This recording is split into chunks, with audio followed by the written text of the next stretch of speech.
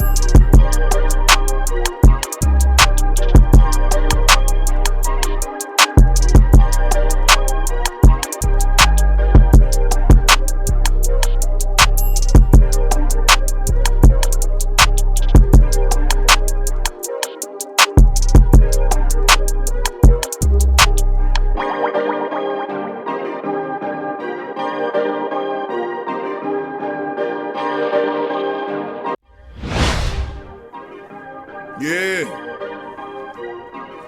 Well, all right. Like you always say, welcome, welcome, welcome. Number one sports talk indeed. We ain't like the Falcons, we won't blow the lead. Look, all we talk is who that, who got cut and who back. Rookies and the vets, players you should look at. It's the sports coma, you don't wanna miss it. Got the pre-game party, post-game statistics. Get a visit from Sway, maybe DC or 5. It's the hottest thing smoking, Big Q and the guys. Go to YouTube Live, make sure you subscribe. Interviews inside the Saints locker room high. Talk to Drew, Jordan, Zach, Payton, New Orleans, who that nation. Best believe when I say we bleed gold and black. Ain't a miracle or rivalry could ever hold us back. No, Beastquake, Bounty Gate, let the truth be told. It's the sports coma, all we know is Saints Super Bowl. Yeah. You're listening to the Sports Coma with Big Q and the guys on the PRO Media Network. Who that, fam? What up, fam? What's good with you? What's happening? How you doing, fam? Hollering at the family. Midweek show, Sports Coma Live, number 83. We in the building. What up to the family members? How y'all doing, man? Big ups to the family in the building, man. I'd like to say what's happening to all the beautiful black and gold family members in the building. Big ups to you. And a mighty who that to all the beautiful black and gold people in the building. Good to talk to you guys. Good to hear from you. I know it's been a long week, man, but we got to get it in there. That's right. Got to get it in there this week, man. Midweek show. Last week I kind of took it off, man. It was kind of took a little vacation, a little minute time, man. Last week had to hear from a few family members. Kevin was like, man, where you been? What you mean?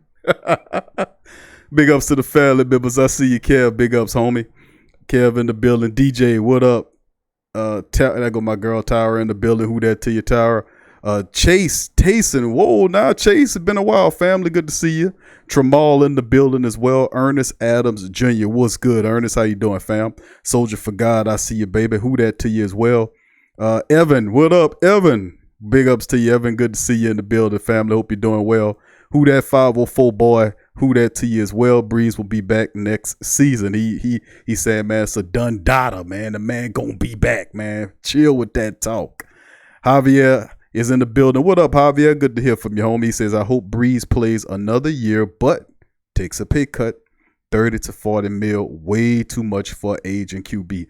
But is it too much for a Hall of Fame QB? That's the question. No, for an aging quarterback, of course not. But for a Hall of Fame quarterback, is $30 million a steal? That's the question.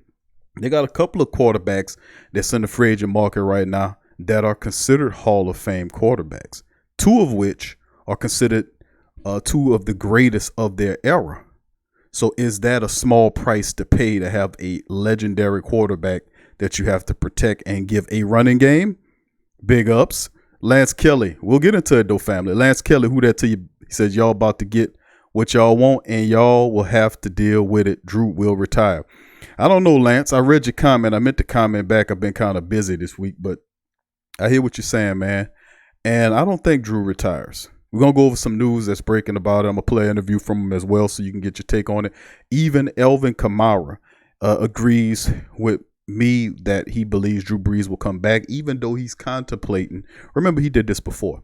He contemplated retirement before as well. So it's not a done deal. I still think Drew Brees believes that he could play at a level. He don't have to play at a Hall of Fame level. Just do what he did the last month of the season. Now, you give the man a running game and you can help. Now, of course, there's articles out there that the Saints want Drew to come back for one more season to groom Taysom Hill as the apparent backup quarterback that'll take him to the next level. We shall see. We shall see. Tramal, who that to you? He says Drew needs to retire if he can't win another Super Bowl. I think I've said that. I was on record for saying it the last several seasons that Drew Brees has 2 years left in him. I do think Drew Brees is probably going to retire after this upcoming season. I do believe he's coming back, no doubt about it. But the cap-friendly deal that y'all expecting, y'all could forget that, bump that noise. Drew Brees does not take pay cuts. How many times have I said that? Do I have to make a shirt about that? I put out a banner on that. People not getting me on that. Drew Brees does not take pay cuts. Don't expect him to. In his mind, he's a Hall of Fame quarterback, and he's a first ballot Hall of Fame. Nobody can deny that. The greatest quarterback the black and gold ever have known. And you're expecting him to take a pay cut? He's not Tom Brady. He's Drew goddamn Brees. And Drew goddamn Brees earned that by not taking pay cuts. He's not taking any shorts. And that's no mockery against his height, but that's just what it is. Who that 504 boy says Brees knows our cap situation and he will work with us. I hear you, fam. Not in the history. That'll be something. He breaking trends. That dude do not take pay cuts. I keep saying the same thing. DLP 2600. I see your family. Good to see you. Kamara said when asked about new contract, got all hype and said that he acknowledged he might have something going on with that and laughed. Inside baseball, DLP 2600. You know it, family. Okay, Scoob, who that to you? Scoob, I see your family. Kevin says, why would you have to protect a QB? Protect a QB paying him $36 million. You got to protect any quarterback, Kevin. You know that, Kev. You got to protect any quarterback. I don't care if you're paying him $1. If he worth something back there, you better put a line in front of him to protect his ass. You know, and besides, you protect the quarterback whether he's 42 or 41, or you protect the quarterback if he's 21. You got to protect your quarterbacks. Look at Deshaun Watson getting torn up like a rag doll in Houston. But they got a history of neglecting their quarterbacks and getting them tore up. But guess what happened to the first call when he out there? He was actually a pretty decent player at the quarterback position for him. They never protected him. You got to protect the quarterback in many aspects of the football game. You know that the quarterback is the most important item on the board. If you don't have a decent quarterback, your likelihood of winning and going deep, it kind of falls a bit. And the way the league is running, you know you got to have a quality quarterback at the helm that doesn't make mistakes and do at times move the team. Have a balanced attack. Have to be able to throw the ball. Have to be able to run the ball. Have to protect the quarterback. Drew's greatest assets, besides his intelligence, is his ability to get the ball out. But you cannot put that man back there without giving him a running game and protect him. Okay, we're going to open the phone lines a little later on, Kevin, but we got some news to get to. And the Drew Brees stuff is just going to have to go just to table that for a second. Big ups to the family members. Lance says, Tramal, by that logic, Jim Kelly should have retired after losing his second Super Bowl, bro. Just saying. Family getting into it already. It's hot and heavy about the Drew Brees discussion, likened to the last show. Tramal says, you said a second Super Bowl. Lance Kelly says, Tramal, I agree that Drew has been selfish when it comes to money. I wouldn't say selfish when it comes to money. Remember, this is the NFL, not for long. And the only people that believe in taking cuts is the managers of the team. They don't see, Drew Brees is a businessman. He understands that the team don't take a cut. The team max out its profits. The only ones that have caps on them is the players. The players have salary caps. The owners don't have any caps. They can make as many billions as they want. So he knows they have it to throw around. And his mentality is he's going to get it because one hit can end his career. He's been fortunate to be able to play as long as he has. He understands that. So he has to maximize his profit while he maximize and make the best monetary sense for him and his family. It's very simple. Because a team, when he gets old enough, the team going to run him out the door. This is the reality of the game. They pretend like they love you one moment, then the next moment they're trying to run you out the door. But we as fans, we have those rose-colored glasses on where we don't see it as perspective. We see it, you got to go all out for the team. But not necessarily the team won't go all out for your ass. So we got to hold the team up to that same standard too, because they'll lie and trade you like that clown GM that the Giants have with Odell Beckham. We don't sign him just to trade him, and then shortly thereafter he shipped him to Cleveland. So you got to watch that. Kevin says, lately the Saints are cool with losing, all on the sports shows talking about the Super Bowl. I know it's frustrating, bro, but that's why we here. Sean Payton don't see that, but see, you to think that they don't hear what you're saying, that's not doing yourself any service, because those guys, they hear what you're saying. Trust me, I told you guys that they have reporters that listen to this show. They have players that listen to this show, and family members listen to this show as well. I mean, they got this goes out there. You know, I'm telling you, it gets out there. We had a caller on the last show we did from Iceland. I mean, so from freaking Iceland. I know we got people listening to us in Australia. If they can listen to you on a world away over miles and miles of ocean, we're on a whole nother continent that you never put foot on. Trust me, the power of your words have weight, and they travel far, far, far than you could possibly imagine. Trust me, on this road here, I've found that out to be a massive truth. So just understand that as well. So let's keep it moving. I'm going to give a shout out to the rest of the family members in the building. Soldier for God says, question for you. Would it be good to give up our 2020 draft pick for Joe Burrow and get A.J. Green from the Bengals? What do you think about that? So you're saying, would it be good to give up our 2020 draft for Joe Burrow and get A.J. Green from the Bengals? I don't know. You may pull a Mike Ditka. You like pull a Mike Ditka for Ricky Williams, you know, and give up. The thing is, I don't think the Bengals are going to trade Joe Burrow. I just don't think that. They need a quarterback. They know Andy Dalton's not the answer. And they're now trying to think about bringing A.J. Green back. If you draft Joey Burrow and you get A.J. Green there, then you already have the running back. I forget his name. He's there, the troublemaker. And they have a pretty decent offense. Defensively, they can start to build. But they become an exciting team. The Bengals become relevant again. But, you know, that's what I'm saying. I think they're looking at it. And as the draft goes further and further, he gets hotter and hotter. Unless he has an injury or falls off for some kind of way major league, I expect the Bengals to draft Joe Burrow. I don't think they're going to trade him. They're not. The kid is from Ohio, and that team understands that he is super hot. He'll put butts in the seats in Cincinnati. He'll wake up that franchise. So I've been reading reports from them. I don't think that they'll give him up. I know a lot of teams going to offer a lot for Joey Burrow. I just don't think it happens. I don't think they'll take it. You can give them all that. I don't think they'll take it. I think they'll keep Joe Burrow. I don't think he gets moved. That's just my humble thought on it. Thank you, Soldier for God. Jerome, who that to you, Jerome, as well. Ernest says the disrespect for Teddy is real. I told you Teddy Bridgewater, bro. I told you Teddy Bridgewater's on his way out. I told you that. He's not going. When we did the special before the season ended, that was a special I did like a month before the season ended. When I put all that out there, over a month. I don't know. Y'all tell me. But that's what I've been saying. I've been saying Teddy Bridgewater. There's not a place for all three of those guys. And I told you who they're going to keep. I said Drew Brees will come back for one more year. I told you Taysom Hill is going to re-sign with the Saints because they love what he brings to Sean Payton's offense. I said that. And I said Teddy Bridgewater's on the way out. More than likely, he'll probably end up with a team like Chicago, who he's been kicking their butts as a Minnesota Viking. He beat them as a Saint. They have a lot of respect. And then an article came out like a week or two ago saying that the best place for Teddy Bridgewater is Chicago. And I'm like, hey, how about that?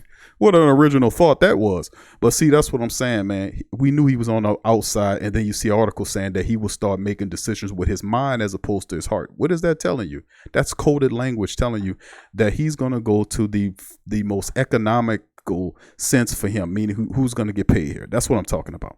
All right, let me give a shout out to the family members as they chiming in one at a time here. Big ups to the family member. Who that 504 boy said, I'm not saying he's going to take a huge cut. He will take a situation into consideration, though. He'll take it into consideration before he say, you know what, give me my $30 million. I'll let y'all slide 15 of it into next year. And you give me get 30. I'm saying $30 million. He was making that this year. The next year coming, when the season over with, that value goes up between 33 and 35. You know, and I told y'all about Kamara's 15 million, like, oh, no, hell no, Q, 15 million. Then there are articles out on it right now saying that the estimated market value for Alvin Kamara is 15.5. But when I said it, people was like, no, hell no, they ain't going to pay him. I'm telling you, man, people will pay. They will pay. It's real. It's crazy. Dada, who that to you? Dada see said Drew's leaving. I hope the Saints draft a QB. And there's several drafts said that they're taking his Jordan Love character. I'm not buying the hype, although I do like Jordan Love. I think Jalen Hurt is a better quarterback. Even though Love can throw the ball, he can move around. They keep comparing the man to Patrick Mahomes. I watched this footage. He do have a little of that gunslinger mentality, and he has a little athleticism. He's 6'4". He's bigger than Hurt. But he comes from that smaller college. His season last year wasn't all that. But I'm saying at the end of the day, I just like Jalen Hurts out of the SEC. He's been through the fire. So, I mean, he did all this, man. So I'm not saying it any other way. I think Hurts would be a better quarterback, but we'll see. Ernest says, why waste a running game on Brees? He will not use except take a breather. I'm telling you, don't disrespect Drew on that, bro. I'm saying Drew Brees could orchestrate the offense as long as he has a running game. That provides the balance. When you give him the balanced attack, he'll chew you the hell up. They talking about he can't push the ball beyond 45 yards. That might be the case. Every now and again, he could take a deep shot. I believe that, but he will destroy your ass anything inside of 40 yards. Tell me I'm lying. Tell me I'm lying. He deadly accurate inside the 40 yards. He was lazy forcing Mike Thomas the ball because he realized that he didn't have anybody on the opposite side. So big ups to all the family members. Trialman in Gundam 1313 Ola Dog says Q the legend. Q give Taysom Hill a chance. I get you. Believing equals receiving. But listen, they're going to give him the opportunity. I want to see what he can do. James 1984 JB says, hey, I just want to know who you think should be our first round pick since we might put Hill up next, so no QB might be needed. They're going to still take a draft pick quarterback, I think. If you look at it, it's three scenarios that can unfold. The Saints could look at a quarterback early because they don't have a second-round draft pick. Actually, four if you think about it. They could take a quarterback, they could take a wide receiver, or they could possibly take a defensive back. I think probably one of the three or a fourth option could be they could trade back into the draft and get more picks for the second round. That's also a possibility as well. So, like I said, it's some things the Saints could do. They could be players in this draft and kind of build the team smartly. But remember, free agency falls before the draft and decides the draft. So if we go into the draft and the Saints say, okay, we're going to get a guy like, what are the articles mention Marcus Mariota as a possible backup quarterback. Let's say the Saints picked up a guy similar to that and he became a quarterback. Then, of course, it would change going into the draft. So it's hard to make those decisions based upon now, because free agency falls before the draft, and ultimately it decides on how the draft is going to roll. But it'll be smart for the Saints to take a quarterback early, a high. I'm telling you, there's several really good prospects that'll be available in the back end of the draft, and I really do think that the Saints, if they really wanted to, they can move up into the second round and make a selection to get a wide receiver. There'll be several really good candidates that'll be out there, and we'll just have to see how they play. But if they can have a smart draft, they can fix a lot of issues going into next year, and I'm telling you, they can really stay on par, because that's what it is, keeping the team on par and moving ahead. Who that 504 boy says Brees worth every penny he get, though. That's what I'm saying. What's your economic value on a Hall of Fame quarterback? I'm telling you, the guy's still playing at a higher level. He's still playing better than half the league. You can name 32 quarterbacks in the league. Drew Brees is in the top 10, outplaying the rest of his peers by a long mile. And he's 41 years old, because his conditioning, his mindset, and the fact that he overstands this team to the point where, he has more insight on the offense than Sean Payton does, because he's actually implemented the offense from a physical, spiritual, and mental perspective. He's out on the field doing it. And he did it so long that he understands that offense, I'm telling you, better than Sean Payton, even though they can work together. But a running game is what's needed. This is not Drew Brees. We know Drew Brees is limiting, and he can give you everything he got for one last year. But the reality is Sean Payton has to run the damn ball, man. That's what any quarterback, Drew Brees or otherwise. You got to run the ball. Chris Rook says they should let us share plays from Madden with the coaches. Tramal says, Brees, hey, you think that's a pretty good statement. I'm telling you, they'll end up doing that, Chris. Who that to Chris Rook's in the building. I'm telling you, this is gonna become a feature in the future with Madden, where you can actually share plays. They're gonna be pulling ideas and shit from you just like that. I mean, that's just what they do. They steal from you on the slick and pretend like we working with you. But they'll pay people to do that. But they get that stuff from the people, from the fan base all the time. Tramal says Brees and Payton's side stole from the organization the last Tuesday with that pathetic playoff showing. 0-3 in the playoffs is disrespectful, no doubt about it. But that's on Sean Payton as well. Drew Brees looked old. That's why a lot of people want to get him out of here. For everybody up there that's pushing for Drew Brees, that's saying don't let him go. The reality at the end of the day is the reason why people are pissed, and understand and know this, is not because of the regular season. It's because of the playoffs. They're 0-3 in the last 3 outings in the playoffs. You cannot deny that. 0-3, that means you can get there but can't get through. We got a problem here. It's no longer a situation where it's singular, meaning that it's just one occurrence and then we can forget about it. No, it happened 3 times. That is now a pattern. It keeps happening. You keep falling out of the playoffs despite winning 13 games the last 2 seasons. You won 26 games over the last 2 seasons, but can't get a playoff, can't get a Super Bowl, and you've been considered a Super Bowl team for the last several seasons. But you're 0-3 in the playoffs the last 3 years. You cannot deny that. That's why people are pissed about Drew Brees and thinking it's time to move on from him, because they don't think that he can win at that high level in the playoffs anymore. But we'll talk about it. Let's keep it going. JT said, remember what I said on the show, if Teddy leave, the Saints will be pushed back 10 years. I wouldn't go that far, fam, but we'll see how it goes. True Louisiana, I see you, fam. He said, I think Teddy ends up in his hometown of Miami. I caught that vibe, how excited he was when he talked about Miami today in an interview. They definitely need a quarterback, but Tua's there. I don't think he has a place. Perhaps the better place for him, God forbid, would be Tampa Bay. Tampa Bay looking for a quarterback. Teddy Bridgewater's from Florida. Tampa, he could fall there. I don't think it'll be Jacksonville, because they have a crap show with Nick Foles there with all that dead money. I don't think nobody will take that contract. And we'll just see how it rock it, man. But Chicago, Tampa Bay, or Denver, that's my 3 that I save for him. And they'll pay him handsomely, too. Kevin says a lot of good QBs coming out. The Saints gonna get one. JT, let's see. Dominic, who that to you? Good to see you. Sub-Zero. Big ups to your fam. I see you said Brees there checking from runs to pass. I know he was checking from runs for the pass. He gives him that immunity. Gives him that freedom to do that liberation to be able to check from run to pass. And that's what I'm saying. He gets you there, but can he get you to the playoff cusp, right up to the steps of the playoffs, and trip and fall through the floor as soon as you get an opportunity to get in the playoffs. And I mean, really, really craptastic performances. Like the last performance against Minnesota was terrible. The first time 3 years ago was a heartbreaker. The second time against the Rams, the Saints had an opportunity to put the Rams away in that game. Drop touchdown passes, bad and conservative play calling by Sean Payton. He could have ran the ball a little bit more, and that's what I'm saying. When it depends on the mindset and the will of the team. When you get in the playoffs, you cannot be making all these stupid ass mistakes. Because it's the finality of the situation. How you practice the entire year and get to the playoffs and just make all kind of stupid errors. That just shows an undisciplined team. Now, either Sean Payton got to do one or two things. He got to switch up his philosophy, allows his offensive coordinator to play games, because his grip on the team in terms of discipline is slipping. Meaning, like, you had a party atmosphere last year with the Club Saint shit going on, and like I said, the music playing behind him when he trying to do interviews, and you hear all this stuff with Future and his monotone bullshit going on, and then you turn around and then you have ping pong tables and you hear that in the background, and you see the Legend of Zelda or whatever they playing, Smash Brothers and all these retro games. All that was going on even into the end of the season when they were winning games. And I was like, man, in that last year, let's take all this out and let's get ready for the playoffs.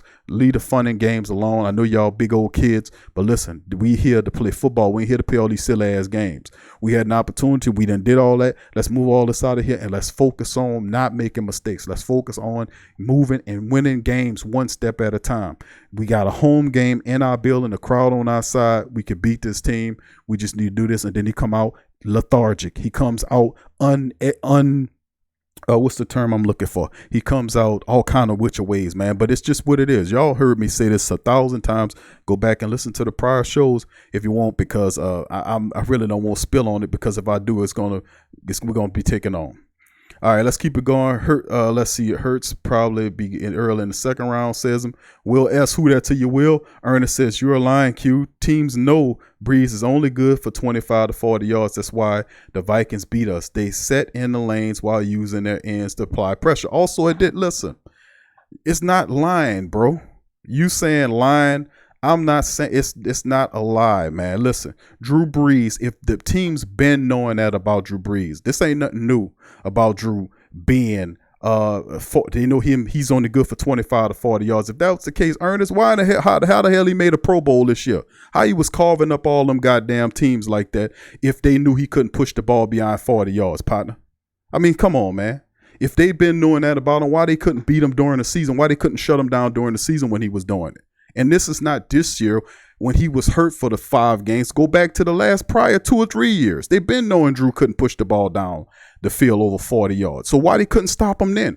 His numbers were still soaring through the roof. So what I'm saying is, what the reason why they lost is because your coach didn't take the ball out of his hands when he was supposed to, meaning run the damn ball. Over the reality is, if Sean Payton tells him to run the ball, run the goddamn ball.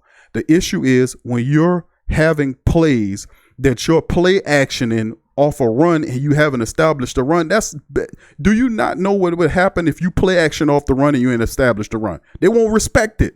Of course they're going to sit on your passing lanes and they won't go for your fakes because you haven't established a run. You hadn't made them afraid enough to have a second thought. You have to establish the run for that to work. And they were doing fake play action plays without establishing the run. What do you think was going to happen? I mean, come on. It's not a lie, dude. I don't sit up here and lie. I know what I'm talking about, homie. But that's what I'm saying, bro. The bottom line is, Drew, you got to be able to run the ball, man. And you have to run the ball and you have to establish the play action. The Saints love running the play action. The play action don't run unless you establish it as a threat. You have to establish it as a threat. That's not a lie, homie. You know, I don't sit up here and lie about the Saints, dude. You know, that's what it is. Let's keep going here, man. Big ups to the rest of the family members. Let's see. Sub-Zero says, I like the idea bringing in Mariota. Sat Scott, I see your family. Dominic Evans, big ups to you. Sub-Zero. Guy Fred says, honestly, we need to work on using our fullback more. We got to get a fullback, fam. You know, he retired, so I agree with you. Having that in there helps the Saints offense out tremendously. Sean Payton likes to sneak that fullback in there, like to use him as an H-back, line him up as a tight end. We need, our tight ends fullbacks usually have some sort of versatility with them.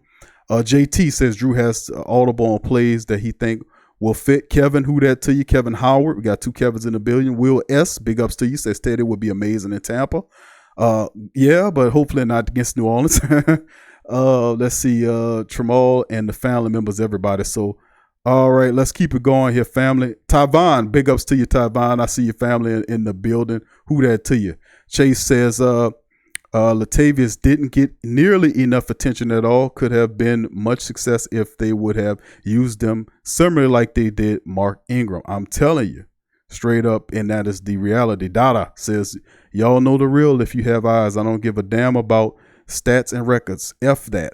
I want wins and playoffs shine. Real domination like Super Bowl teams do. Thank you, Dada. Let them know. You know, that's what it comes down to. Anyway, in today's show, family got a lot of stuff to talk about in the building, dealing with Drew Brees. Like I said, this is still going on. This is a hot button topic because people don't want to let go of it, man. Who that to you, hold them, hook up TV. I see you, fam. Big ups to your family. Keep catching them fish.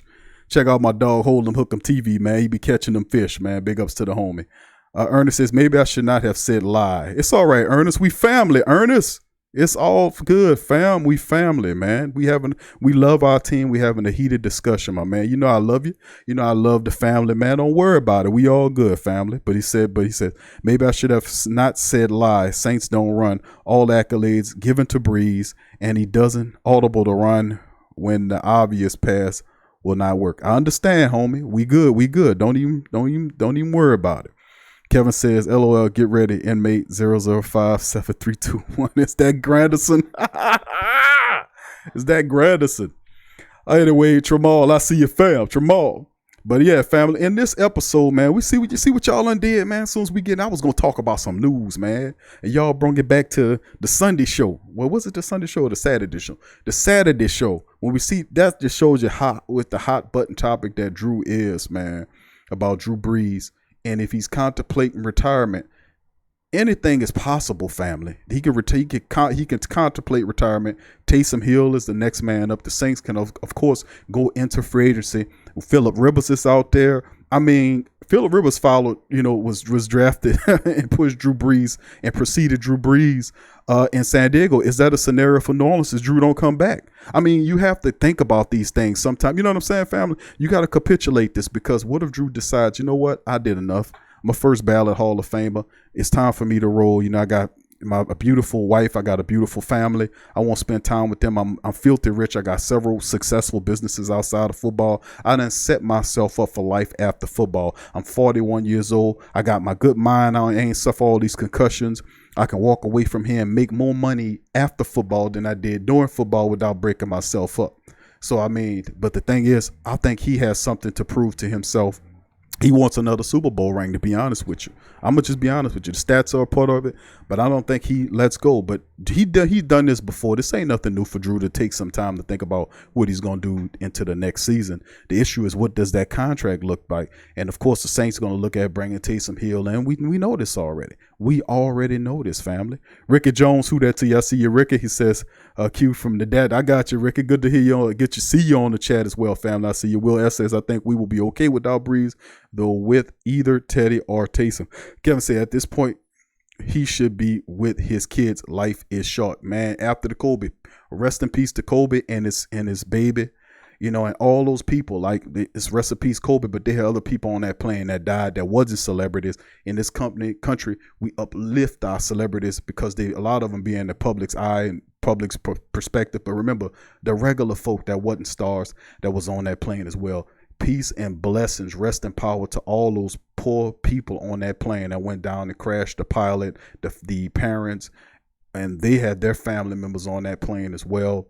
They're separated, jarred from their families as well. Peace and blessings to all of those people, man, on that plane, man. Seriously. So, you know, we did a show about that covering, man. I had to do it, man.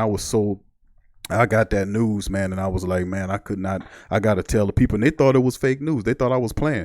My dog Scoob was like, what the hell? Please tell me. You know, he didn't believe it. I was like, man, I'm gathering it right now, man. But what I'm seeing is true. And you know how it ended up. So, man, peace and blessings to all those people, all those unfortunate victims, man. Sub-Zero says, don't insult the man intelligence. Questioning Sean Payton intelligence, not running a man average more than 4 yards a carry. Well, I'm not worried about Brees anymore. It's what it is. JT said, I think Sean Payton sold out the game. Dada says, I'm 42 years old. If I had $244 million, I would haul ass and retire and enjoy it. This is real life. That's right. That's right. So let's move into, this is what I want to talk about on today's show, family, on Sports Coma live number 83. Drew considering retirement. Team sees Taysom Hill as future. There's a couple of articles I shared with the family members during the week about Drew Brees contemplating retirement and the like. So, that's something we talked about, but I want to get into that today. I'm gonna play play an interview by Drew Brees during he was having during the Pro Bowl. Also, Alvin Kamara. I'm gonna chime in with him as well. Of course, there's several articles about him and what he's anticipating doing going into free agency. We already say he's gonna try to break the bank. So that's what it is. Hold'em Hooker says, Q, Drew ain't taking no pay cut. We talk about this. People don't get it. I understand, bro. It's a pattern, man. So yeah. Big ups Tramal and he's showing it for Kobe. JT says, kudos to you. Big heartfelt words. It's real, bro. Man, I can't. Usually when it's somebody like that, because you don't see that man was on top of the world. He had everything going for him, and then something like that happened. It don't matter how powerful you are or how rich you are. It don't matter. That's what I'm saying. In the end, we come in this world one way, we leave out this world, in the same way.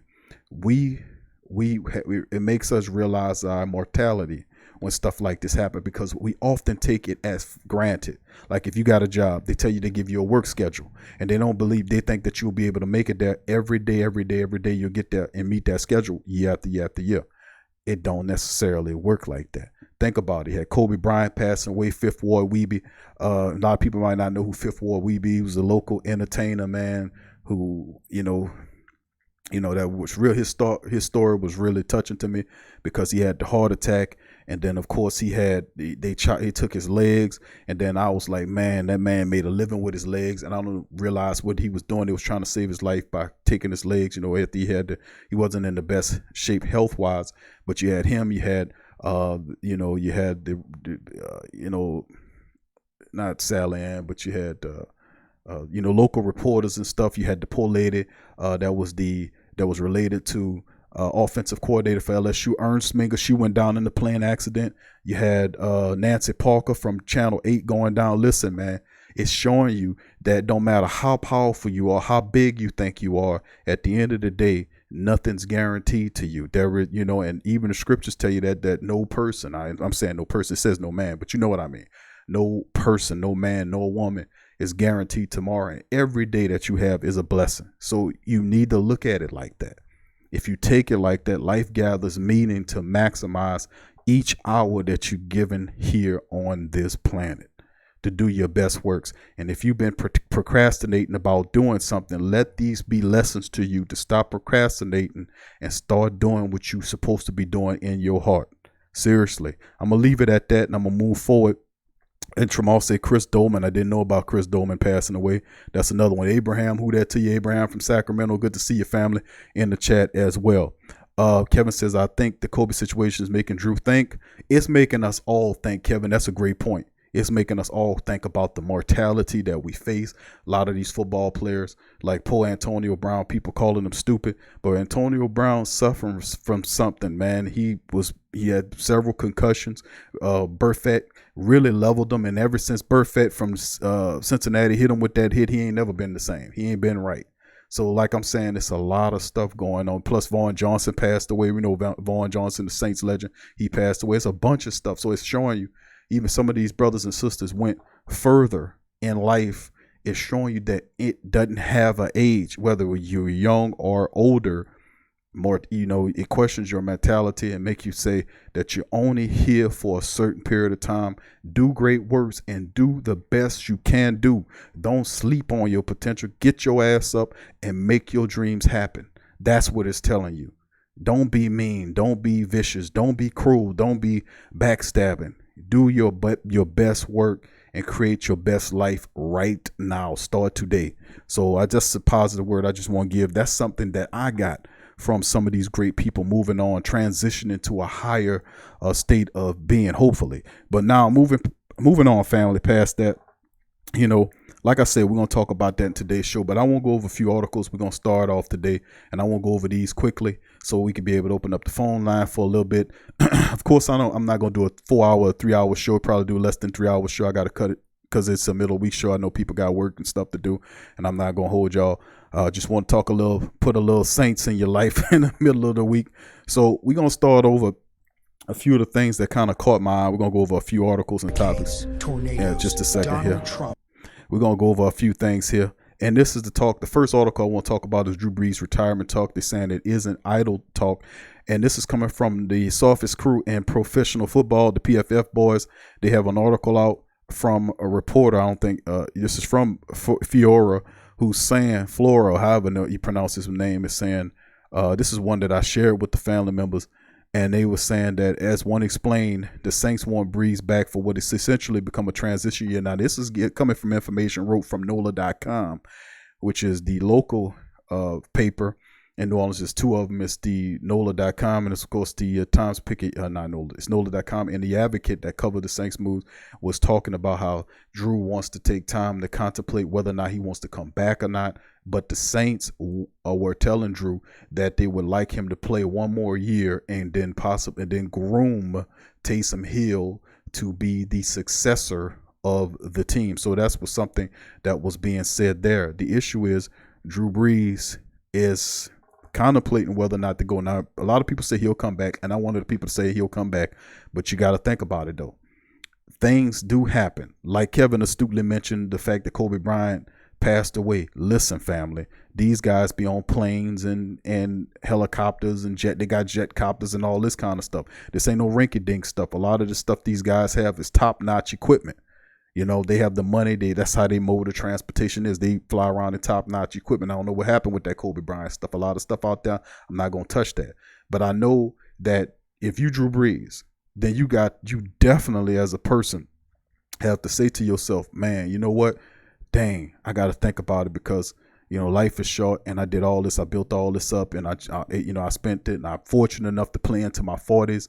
Maybe I need to kind of contemplate this thing. This man knew Kobe Bryant. I've seen there were pictures of Drew Brees talking and dapping off and hugging Kobe Bryant. So he knew the man. So he was touched by it. So like I'm saying, it does create a thought in your mind about it, and Drew is on top of the world as well. So that's all I'm saying. Anything is possible here. He could move on away from the game. We'll see. My bet is that he'll come back, but the Saints want him to come back another year so they can groom Taysom Hill behind him. That's the story we're gonna go. We're gonna talk about 5 potential salary cap moves. That was that article from Sports Illustrated. Then we're going to peruse into the Saints scandal situation I want to talk about. Also, 5 people who deserve contracts is from the Saints Wire. We're going to get into that. Teddy Bridgewater using his brain over his heart. We're going to cover that. But before we get into the rest of the articles, here is what Drew Brees was saying in an interview online from ESPN about his free agency decision. The evolution of our offense from 06 until now, it was funny. Last year, we actually went back and looked at an 06 call sheet. And it was so simple, so like just day one base, like training camp offense or OTA offense. And now I look at the call sheet and it's like, gosh, how did we get here? But it's just this evolution, right? I mean, you have to stay ahead of the curve. And Sean is so creative. He's got such an aggressive mindset, which I love. And our communication throughout the week is such where I feel like I can anticipate the calls, right? I can anticipate what's coming. I know the situation he wants to call in. I know why we're calling it. And so when I'm able to anticipate that, it's almost like he's so in my head, I'm so in his head that we're kind of one out there working together. And then there's also those times during the week it's like, hey, coach, I don't like that. That's out, or explain this further to me, or what's your vision for this? And it's a great working relationship. Drew, in your words, the offseason came a little sooner than you'd like. But now that it is here, there's been a lot of questions about your future and what you decide to do. Do you have a timetable for a decision? No, not really. I mean, I wanted to give it at least a few weeks, months, postseason, just to take a deep breath and decompress a little bit and get some time with the family and then just reassess. What are the factors when you do make a decision and you sit down and you sort of put it all out there and say yes or no? What are the factors, the things that are important to you and your family? Well, the most important thing is time with my family, right? And so that's why, taking that time just to be with them, and even talk to them about it. I think that's something that'll be a shared decision, amongst the family. But I know this. I know my boys love coming to work with Dad when they can. If they have a being vote. around the Saints. Yeah, if they had a vote, Dad would play forever. That's Drew Brees' thoughts, man, on free agency, man. Of course, he wants time to compress. And before he making the decision, talking to his family. And, of course, that interview came before.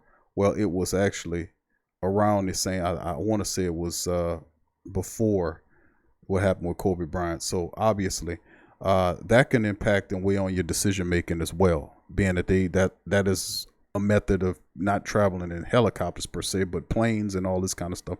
Don't matter, man. When stuff like that happens, it does make you think, for a second, about that. I'm just keeping it real with you. If you got family, you understand.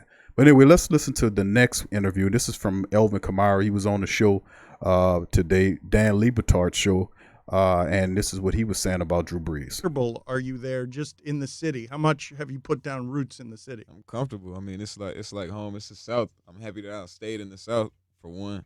Two, I mean, I had some friends and, some people that I knew before I got there that lived in New Orleans. So, I mean, it was easy. It was an easy transition. And, I mean, now the people just embrace me. I mean, I live regular. Like, I live like a regular dude. Like, and I think that's really why, I get, I guess, embraced the way I do. A toast here in the other room cheers. with coffee to Cheers. the most versatile running back in the entire league. MVP of my fantasy team, I'll tell you that. To you, man. How annoying is that one? You got people doing that so to you all the time. Yeah, All the time. it's annoying. Your teeth are. Last time I saw you, it was all gold teeth. What happened? You decided I went diamonds, but I don't got them with me. Okay, so you decided to break out the smile on behalf of the Super Bowl because you are here on behalf of what? What is it that you're in town for? Old Spice, baby. I'm here for Old Spice. So, they've launched a new Wow. Yeah. Impossible. Impossible. You think it's 3, it's not. It's probably 8 or 9. You go because you do it quick. No, I'm going 3. I'm real upset. I'm like, I don't even. I know, but look how much energy everyone has. Arrow. Can you explain to us how it is that his accuracy, in a way that we can understand, what his accuracy is? Because I believe he's the most accurate quarterback to ever play. That's crazy because I didn't know that he was more accurate than an Olympic archer. I didn't see that. But now that you say that, now I validate it. Okay, let me see how I could put it into. Let's see. All right, just imagine running down the field with your eyes closed and your hands out, and Drew Brees saying, "Go, just run. I'm gonna throw the ball to you. Hold your hand. Keep your hands out though. As long as you hold your hands out, the ball will hit your hands. That's how accurate Drew is. So it's easy. You know what I'm saying? He's putting the ball over where only you can catch it. Sometimes it's just I'm like, how did he do that? Are you positive he's coming back? Because he has said it's either New Orleans or nothing. Yeah, I think he will. Like I said, I've been saying this since my rookie year. I think Drew could play as long as he wants to play. I mean, he's obviously a great quarterback.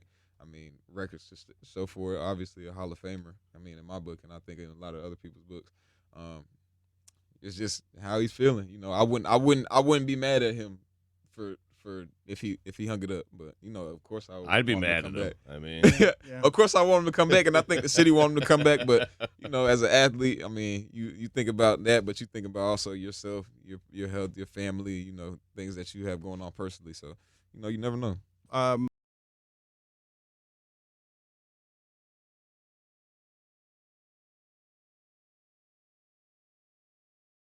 That's Alvin Kamara's thoughts on Drew Brees' status or whether or not he believes he's coming back.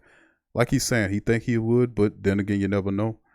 And I per se, if I was somebody forced me to bet, I would say that Drew Brees will return to the black and gold. That's just what I think. I think he wants that Super Bowl and to finish on top. We'll see how it goes.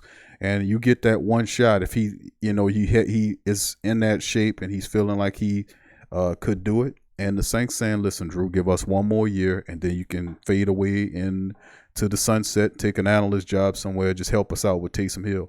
And that's one of the things a lot of the people are considering. As one source explained that the Saints want Brees back for a transition year, and then Taysom Hill will become the starter in the following year. But that's what they're saying. Of course, that's what they're saying right now. Brees say he'll take a month, like you heard him in the previous interview to decide whether or not he'll be up for a transition year. But a lot of people do believe that he could still play at a higher level. What he did in the regular season was remarkable, especially in the last month when he was just tearing up and cutting up people, orchestrating that offense.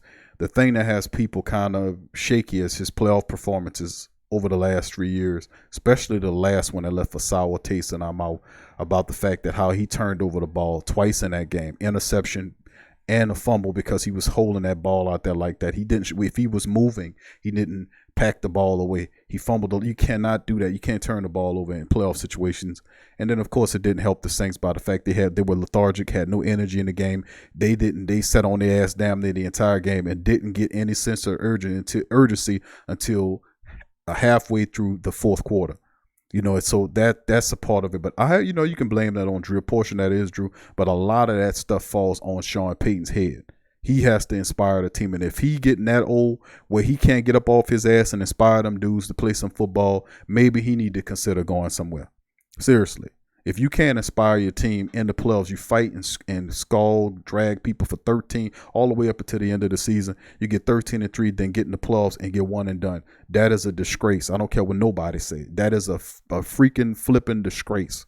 And I don't want to see Sean Payton ugly ass face sitting out there talking about football for all the way until after the football season. I don't want to hear you talk about what another team need to do to win games when you went up there and then laid it down like that and then got on the press conference and didn't even explain properly why you lost the game. Your example was they just was a better team than us. Nah, that wasn't a better team than you. You know it and I know it.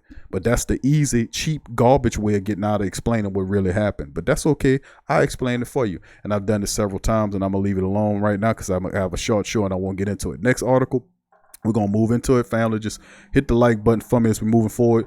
We got over 40 people in the chat, 17 likes. Please hit the like button, family. Please hit the like button. If you're not a subscriber, please feel free to subscribe.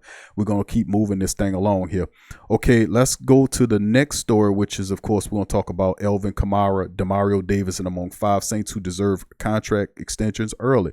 We talked about Alvin Kamara and what he's bringing. Nobody's mentioned the fact that Alvin Kamara did outplay his rookie contract. He coming up on the final year of his deal. He outplayed the hell out of that rookie contract. He got all the incentives as much as he could possibly do out of it.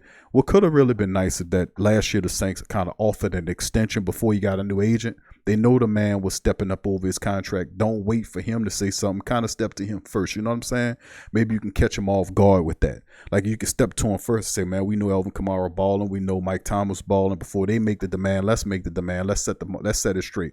Sometimes you could be proactive and not reactive. And that was one of the situations. Perhaps if the Saints would have stepped to Kamara before the season started with an extension as opposed to late on extension where he got a new agent and this agent's known to kind of rake you over the coals type of dude.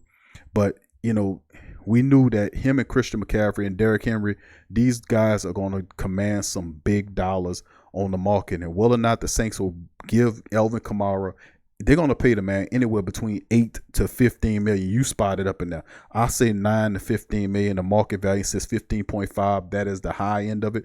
But anywhere between 9 and 15 is where he's going to fall. Are you willing to pay Alvin Kamara that kind of money? That's the question. I know the Carolina Panthers are going to pay McCaffrey that kind of money.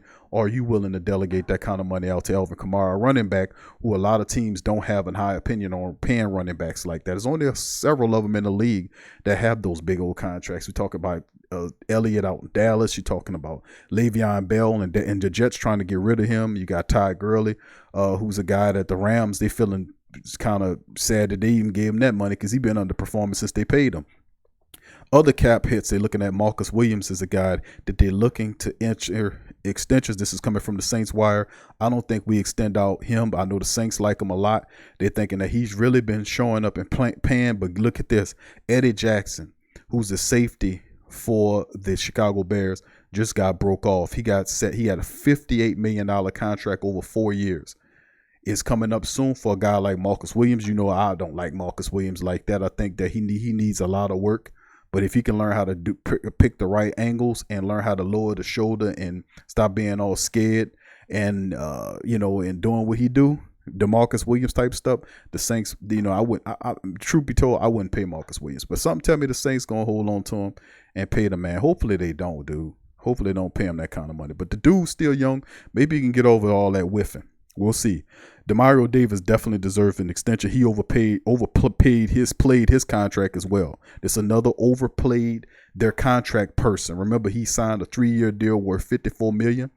Dante, hold on here. Actually, Bobby Wagner signed a 3-year deal for $54 million. Hightower, he signed a 4-year deal for $35.5, and then the 3-year $24 million the Saints signed him. Looks small, don't it?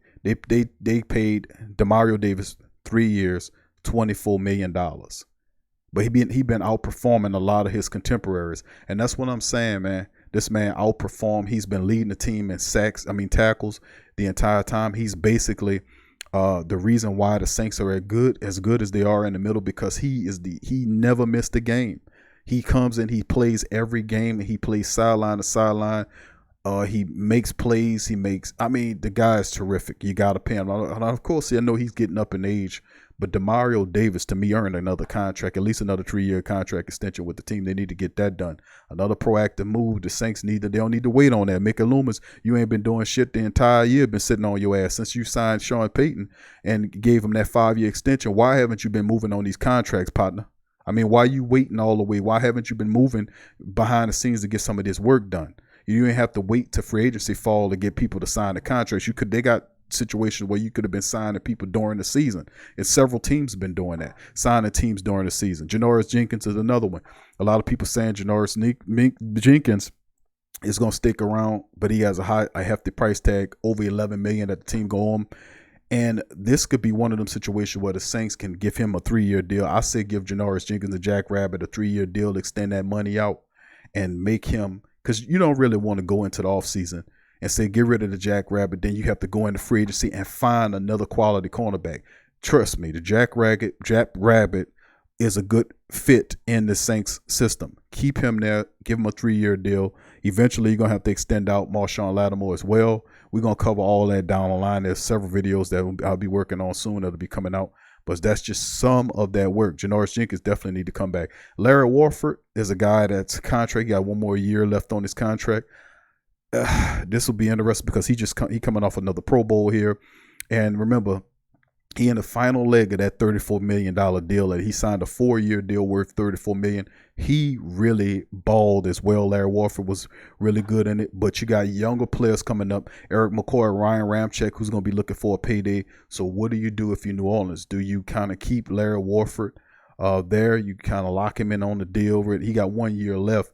And, and the Saints could possibly be grooming his replacement too. So Teron Armstead is a guy that you got to look at too. Larry Warford, kind of the older guys in the offensive line, but you got young guys, Ramczyk and McCoy. Then you still have the left guard position because Andrews Peters going to be gone. You got Cameron Tom that'll be coming back. You got Nick Eason. We don't know exactly what the Saints going to do with Nick Eason, whether they release him and free up on that money and chase somebody else in free agency, draft a player. We don't know exactly how they're going to play. We'll see how it go, but a lot of questions need to be answered as far as that's concerned. Now, let's segue away from that into the next news item I want to hit you with, which is the Saints scandal with the church. Now, the Saints issue a news statement in a church sex abuse scandal, and this just happened not too long ago. And it comes as the men want the team to drop its opposition to having emails released by the court. The organization admits that in 2018, when New Orleans Archdiocese released the names of dozens of priests credibly accused of sexual abuse, team staffers helped the Archbishop with how to work with the media. I don't understand. Why would you even get involved with that? Why would you, if they in the wrong, you don't step in front of them and block and say, listen, I'm a rock. We're going to protect you with this, because you looking real shifty right now. And Benzel need to get his issue for that, because they're sneaky and underhanded. But let's see what they say. The team issued the following statement, because you could talk out your mouth all you want, but if you blocking the release of the emails, is because you incriminated on those emails, and that'll show your real connection between this scandal and the team. Benzel needs to be fired off top. If we do some more investigation, find out he needs to be removed and taken out of that. If he has to go. As an organization recognized for, now this is coming from this is a team issued the statement. This is from them, the Saints organization. Quote, As an organization recognized for unity and healing, the New Orleans Saints were contacted by the Archdiocese as well as the other community leaders to facilitate getting the full transparent list to the media of the clergy names in November 28 polls. Now, let me get this straight. Why would the Archdiocese come to the Saints to facilitate a list to the media when they can go, they have a relationship with the media, they can just call the news people and issue a list directly to the news agencies themselves? Why would they need to use the Saints in that capacity when that's not even their mission or how things are supposed to act? Let's keep going. The Saints are not litigants nor parties to the case. All emails and correspondence were turned over to the court. What emails are shared with the public are subject to the court, not the Saints. Our comments here in this statement are limited only to the scope of our involvement, which was minimal. Greg Bensel, Senior Vice President of Communications for New Orleans Saints, was contacted and offered input on how to work with the media. Come on, you mean to tell me that the church or archdiocese, which been having all these scandals before, don't know how to work with the media and release information? How hard is it for you to call up the news agency and directly deal with the news agency? You think they won't answer the phone? They're going to answer the phone and they'll accept what you give and present it to the people as well. They don't need the Saints to do that. What they wanted to do was get advice on how to spin it so they have less damage to it. I already know what time this is. Let's keep reading the statement.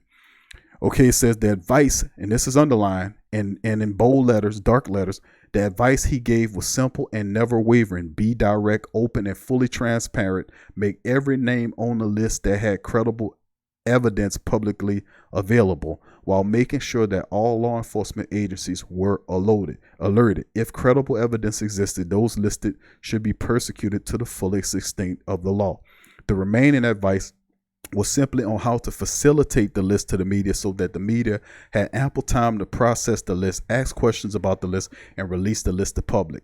Never did the Saints organization offer advice to conceal information. In fact, we advised as new information relative to credible evidence about our clergy came to light, then those names should be released and given to the proper authorities. The New Orleans Saints, Greg Bensel, Gail Benson, were and remain offended, disappointed, and repulsed by the actions of certain past clergy. Yeah, right. Our organization, they might be, but you got to understand, when you have a relationship with people like that and you giving hundreds of millions of dollars to an organization, you got to be mindful of what you're doing or who you putting your money to, because you're building ties to people that you might not need to have ties to. Our organization takes tremendous pride in being a unifier, and we have zero tolerance for divisiveness. We remain steadfast in support and compassion of the victims who have suffered and pray for their continued healing. We reach out to by various support groups such as SNAP. We have welcomed them to come and meet with us anytime and discuss any topics they wish relative to our involvement. They will find that we have the same belief and feelings toward healing and care of the victims and their families. That was a issue statement by the PR department of the New Orleans Saints. That's the end of it. Now, this is the rest of the article. It says, further, the Saints have no interest in concealing information from the press or the public at the current discovery stage in this case. Now, Doe versus Archdiocese, the Saints through their counsel have merely requested the court to apply the normal rules of civil discovery to the documents that the Saints produce and deliver to Mr. Doe's counsel.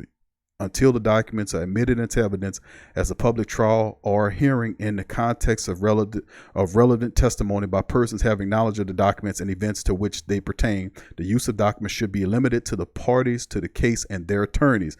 If admitted into the evidence of the case, the documents and testimony pertaining to them will become a part of the public record trial of the case. If admitted into the evidence of the case. So what they're saying here in part is that, you know, they want the documents admitted into evidence at a public trial hearing in the context of revealing testimony by persons, knowledge of the documents and evidence, whatever way. Anyway, a lot of legal mumbo jumbo, but in the end, you can use your common sense to understand that the problem here is that Bensel was telling them what to do when he should have just said, you know what, maybe you should contact the proper authorities. Maybe you should contact the people. You know, we don't want to get tied up into that, something like that happening. And truth be told, this is not nothing new about the Catholic Church. There are cases where you can actually research that found out that these people, these guys that's creating these offenses, these supposed holy people, they are in a certain like a what you call it, I want to say what's the term we like a relocation. They like in relocation or something. Like they'll move them around from church to church. These clergy folk that's committing these atrocities, they'll move them around from church to church to church, and they knowing these guys are being 3, 4, thrice offenders, and they moving them from place to place. And then when they get so many of them, they ship them back over there to the Vatican, and the Vatican's its own country over there. I mean, they have sovereignty, and you can't go over there and just arrest the person. You know what I'm saying? You see what I'm saying here? So this has been going on for some time, man. And that needs to be faced, man. When you talk about the sex abuse scandal with them doing that, but there's also the scandals tied though. I'm not going to even get into it, man. Y'all, I'm about to break them open, but this is the reality though. The Saints don't have no goddamn business even involved in that. Even if you was giving the friendly advice, the best thing you could have told these people was listen, I hear what you're saying. Like you would tell somebody that did something they had no business doing that was your relative. You would have told their ass, listen, you stole that car? Don't come up in here asking me where you need to go. Well, I need to go take the car at because I took that car and I was, you know what I'm saying? I took it. Where you think I should go? No. Look here, chump. What you need to do is get your ass up out of here and go ahead about your business. I don't have nothing to do with that. That's how they should have handled the business.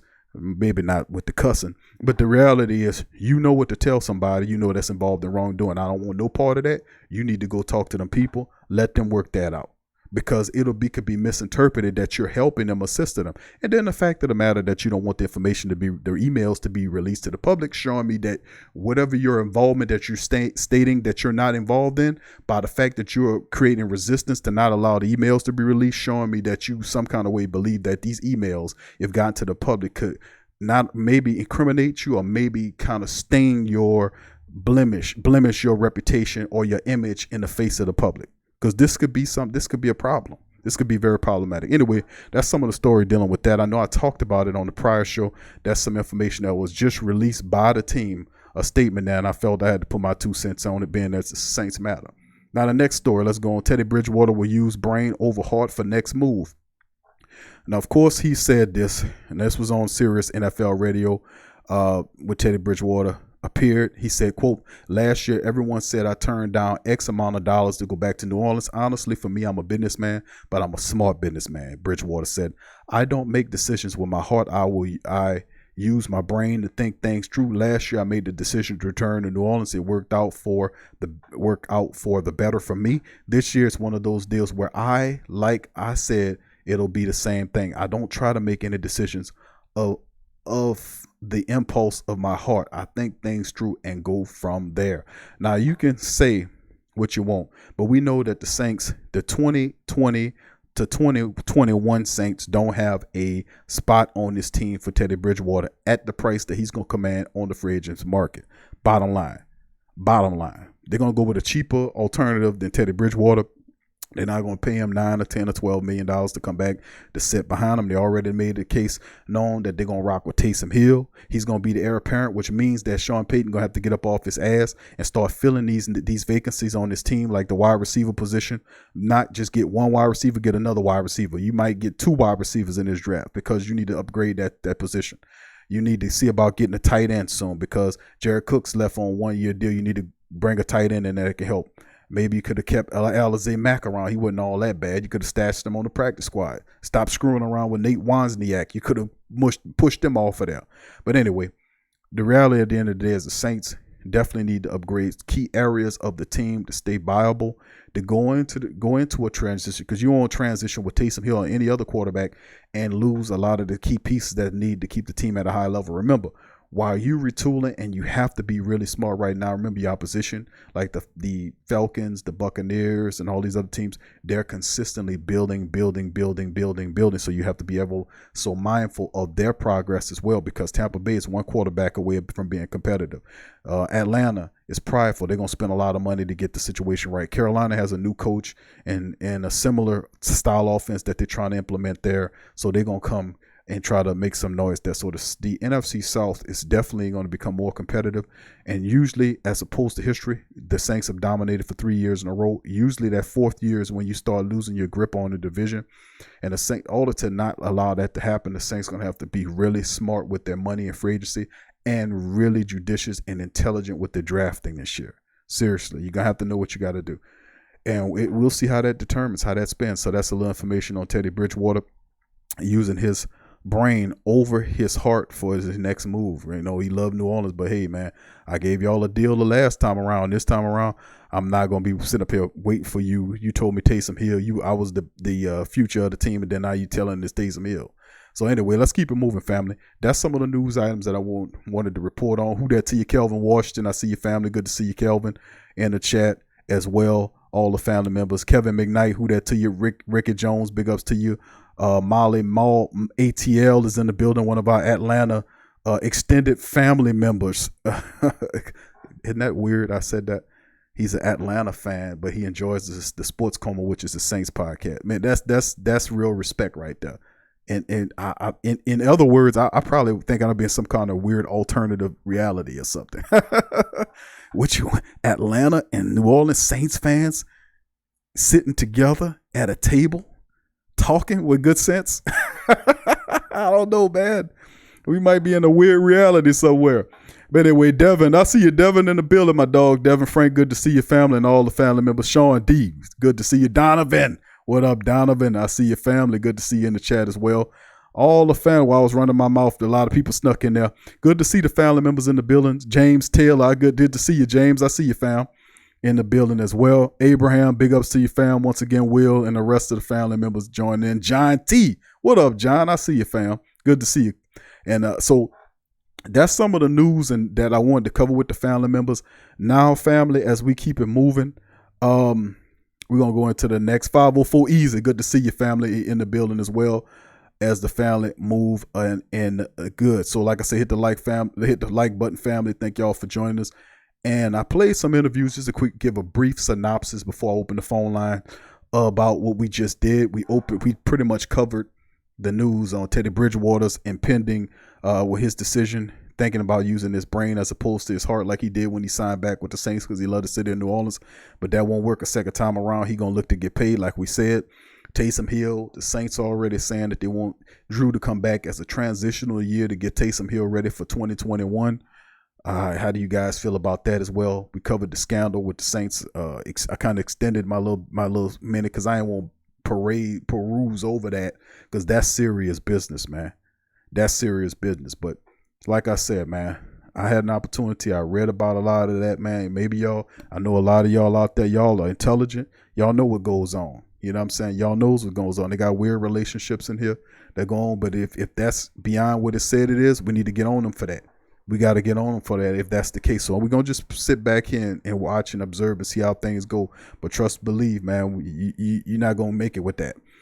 Anyway, and that's some of the news items we cover. I played several interviews by Drew Brees talking about his impending free agency and Alvin Kamara saying that he was coming back and the like. So without further ado, I'm opening up the phone lines right now, family. The phone lines are open. The call-in line is 504-475-4482, 504-475-4482, 504-475-4482. One more time, 504-475-4482 is the live line for the family members to call in. Tighten up, Q. I hear you, bro. So that's good. Just to hit the family members and what Kevin says, the church supposed to have their own PR people. They tried to use the Saints PR staff. I think they probably figured the Saints had a little bit more elbow grease in the matter in that. So we're gonna see. It's just like I said, man, and I've often said that in this world there are weird relationships. And that's how the world works. That's how constructs are built. That's why they got people that got more money than you got. There's a construct that was somebody a long time ago created a system where they have businesses and they're making billions of dollars, and then you work for them for the money and they print the money. It's reasons for all of this stuff. It just don't happen out of the blue. It's steps in understanding how everything works. And I've been saying that for a long time. It's like when you get beyond yourself and thinking you have all the power and you get beyond moral and you think you can make all the rules, you start doing all kind of stuff. And that's when you get brung down. That's when you get towed down. So we'll monitor the situation for sure, man. But that's something that I damn sure don't play with. I don't play behind you doing stuff with children. You going down, partner. I don't care who you are. Dex504 says, what up, Q? Good to see you, family. What up to you as well? Good to see you in the live chat as well, family. Thank y'all. The live line 504-475-4482. Live lines is open. Feel free family to call in. The live line is open. Feel free to call in 504-475-4482. And like for a lot of family members to know that, of course, this is a midweek show. I'm not in the studio. I'm out on the road moving around, but I'm always good to see and try to get and talk to the Saints family. All right, we got a call coming in. Let's see what's going on. What up, family? Thank you for calling the Sports Coma. Who I'm speaking with? This that driver, man. It's Ricky. What up, Ricky? How you doing, fam? Man, you know, out here trying to put down some miles and stuff, man. I think you missed over that comment. But, hey, look, since Drew Brees, you know, I mean, hey, Drew Brees going to always be the dog. You know what I'm saying? I think they should push old Pete Carmichael out the way and give him that OC job, you know? Since old Sean Payton got a lot of respect for him, and he know that play, he know that playbook, you know, as if he wrote it himself. Hello? I'm with you, Ricky. I hear okay. you. Yeah, I got you. Yeah, I understand, bro. But you saying, but I wouldn't. Is that more of a Sean Payton deal? Because Carmichael and him graph the offensive playbook, the game plan for the game together. He calls the plays.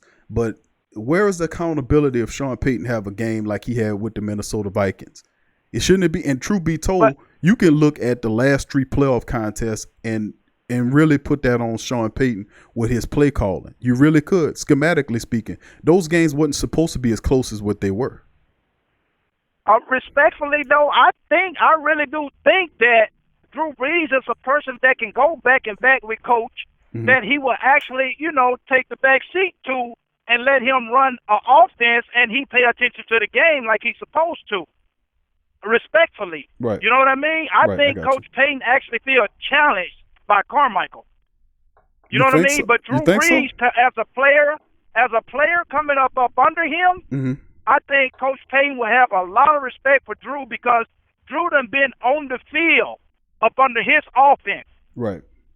And some things that Drew could see that Coach would not be able to see because of the tempo of the game. He should be paying attention to the tempo of the game and let Drew Brees, if they could push him into that OC spot or even quarterback coach. You know what I mean? If they want to groom a quarterback, go ahead, push Taysom Hill in, go on and draft Love since they looking at him so hard. You know, they need to be looking at LaVisca, but go on and draft Love, put Taysom in, let Drew Brees be the quarterback coach. They need to put him in that offense somewhere. You know, if he don't want to play no more, he should still be in the building. Let me just address that and say that's actually a pretty good idea in terms of maybe not this year because I think he wants to play this year, but offering him a spot on the Saints in the offensive room once he retires will be an excellent idea because I mean Drew Brees is naturally a leader. He's great when explaining the game with teammates. Exactly. I mean he would definitely be a plus there. I don't know if he takes that because, you know, he's been speaking about in terms of spending time with his family and being with his family. He has businesses to run. So I don't know if he would accept that. But that's a really good idea, bringing him back after he retires and as a coach capacity. That can only just empower the team. I actually, that's a really good idea. Right. I just wonder if he would accept that. Right. One more point I want to touch on, then I'm gonna let you have it. One more point, like me, I mean, I don't believe in with the whole little thing with these running backs getting their money and digressing. Yeah. I wouldn't pay Alvin Kamara. I'd rather let him venture off, you know, kind of like we did Pat Rod. Hey, go somewhere, you know what I'm saying? Get your head together, man. Let somebody else pay you that money, and then you know, like, cause Elliott, you know, he's not playing what I mean. I can't pay you for has-been. You know, I would trade Alvin Kamara to the Cleveland Browns for Kareem Hunt. You know what I mean? A way better back. Kareem Hunt is a way better back, and I think we can get him for way cheaper. But I just want to throw that out there, right. And then you know, y'all go on and run with that right there because I'm on the road right now. I gotta keep my eyes on the road. All right, Q. Thank you, Rick. Appreciate the comment, man. Who that to you? Be safe on that road, brother. Who that? Thank you. That's Ricky, man, the dad driver. Like I said, big ups to all our all of our family, man, that's out there, big truck drivers, man. Big ups to all the family members chiming in, man.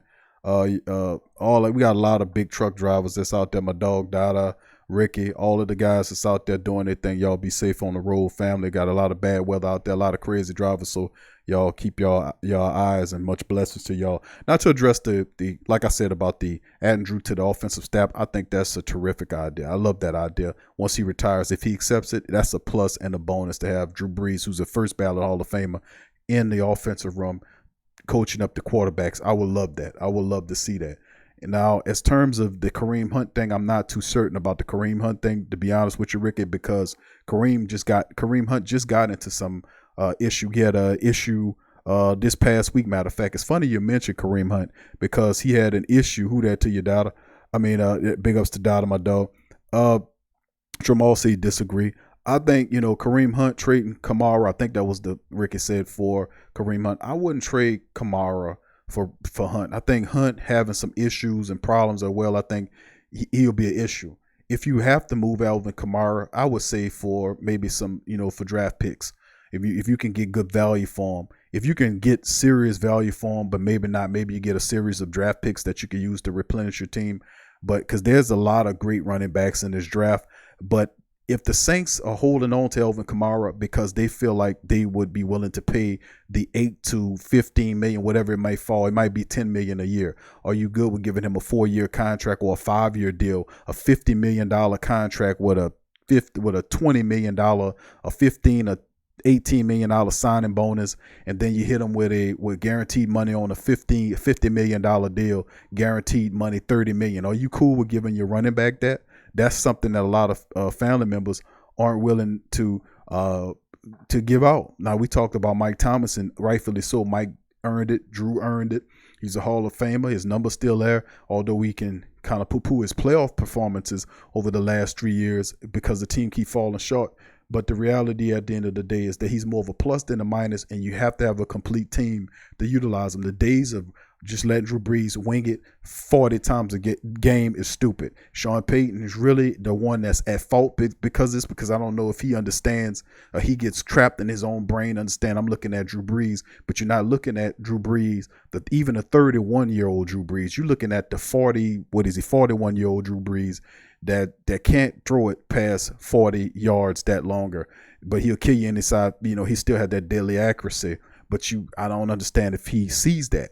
That's why I say a lot of times the offensive coordinator job, he needs to come up off that play calling and let somebody else call that play calling. Let the OC call that play calling. Get your ass up off that play calling and oversee your entire team. At least that way you will understand, like we seen that you had holes at the wide receiver that was not being answered the entire year. You did not bench Ted Ginn Jr. You didn't let Traquan Smith start, even though you keep saying lip service that Traquan Smith's going to be good, but you didn't even see that he was better than Ted Ginn Jr. I don't understand what he looking at. He need to come up that OC job and be a head coach that he getting paid to. All right, family, thank you for calling Sports Coma, who I'm speaking with.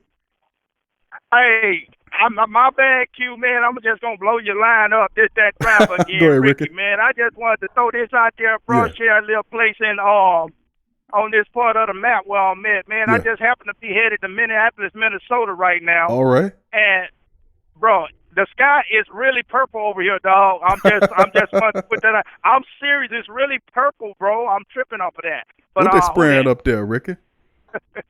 What the hell they spraying in the sky up there, bro? I don't know what the hell going on up there, bro. I'm serious. I'm just about to hit the state line right now, leaving out of Wisconsin over into Minnesota, the damn sky is purple, bro. Oh my goodness, bro. That's crazy. Yeah, don't drink the water, Ricky. Don't drink the water, brother. Hey, man, I ain't drinking nothing but this here coffee. You know what I mean? Maybe I'd have had too many cups of this damn coffee. All right, Ricky, my man, you be safe on them roads, bro. I know it's kind of snowy up there. Be careful, brother. Oh, yeah, they got the roads clean and shit, but, yeah, it's all white on the side over there. Oh, that's the wrong color there, brother. I don't like no snow there, brother. That's why I'm down south here, brother. That's what I'm talking about. But thank you, Ricky. Hey, I miss down there, bro. All right, who that? Who that, fam? That's Ricky, man. That's funny. But, yeah, fam, the live line's open. Thank you, Ricky. 504-475-4482. 504-475-4482. 504-475-4482. Live lines are open and ready to talk. Thank you, Ricky, for those suggestions.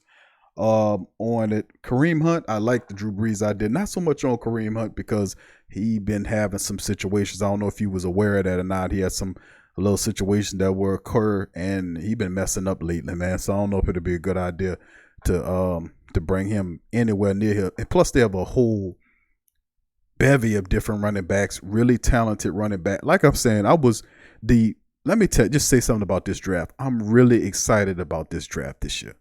And I'm going to tell you why. The quarterbacks are deep. The running backs are deep. The wide receivers are deep.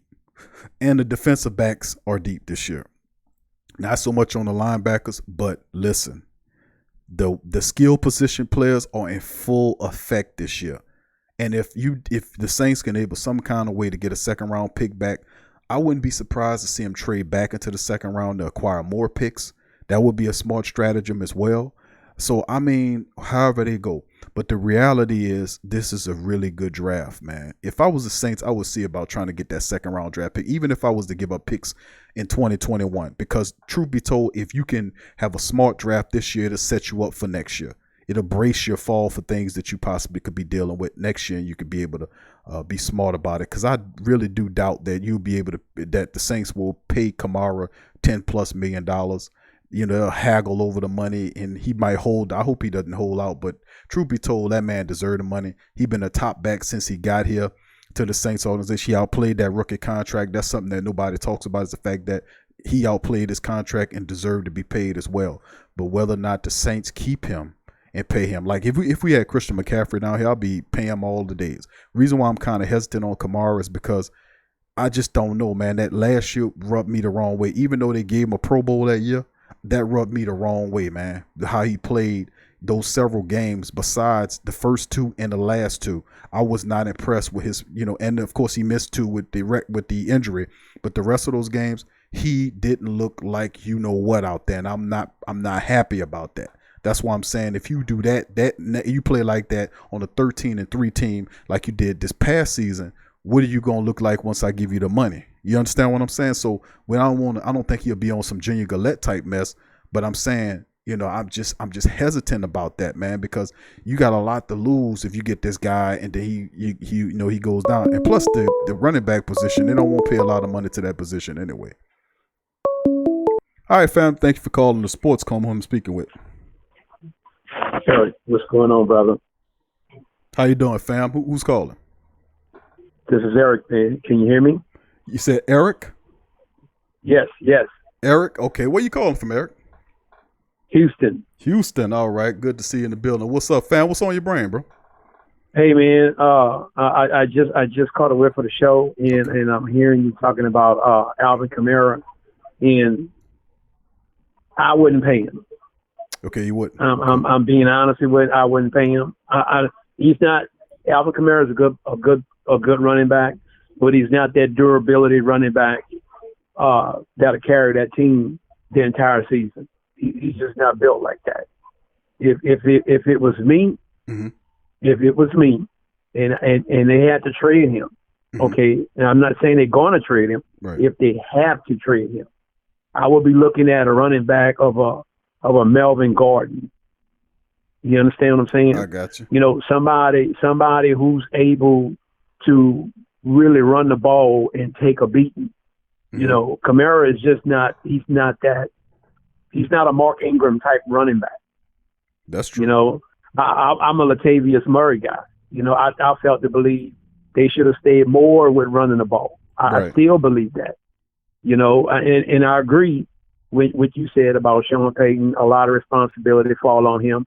A hell of a lot of responsibility fell on him. Yes, sir. I told everybody during that game, when I started watching that game, that Drew Brees should have been pulled from that game. Now, I like Drew Brees, love Drew Brees. Okay? Drew Brees wasn't his energy was not in that building that day. And everybody and anybody who looked at that game could see that. Now, whatever was causing it, I don't know what was causing it. Don't really know. That's not my deal. Okay? But I have eyes and I know what I saw. Mm-hmm.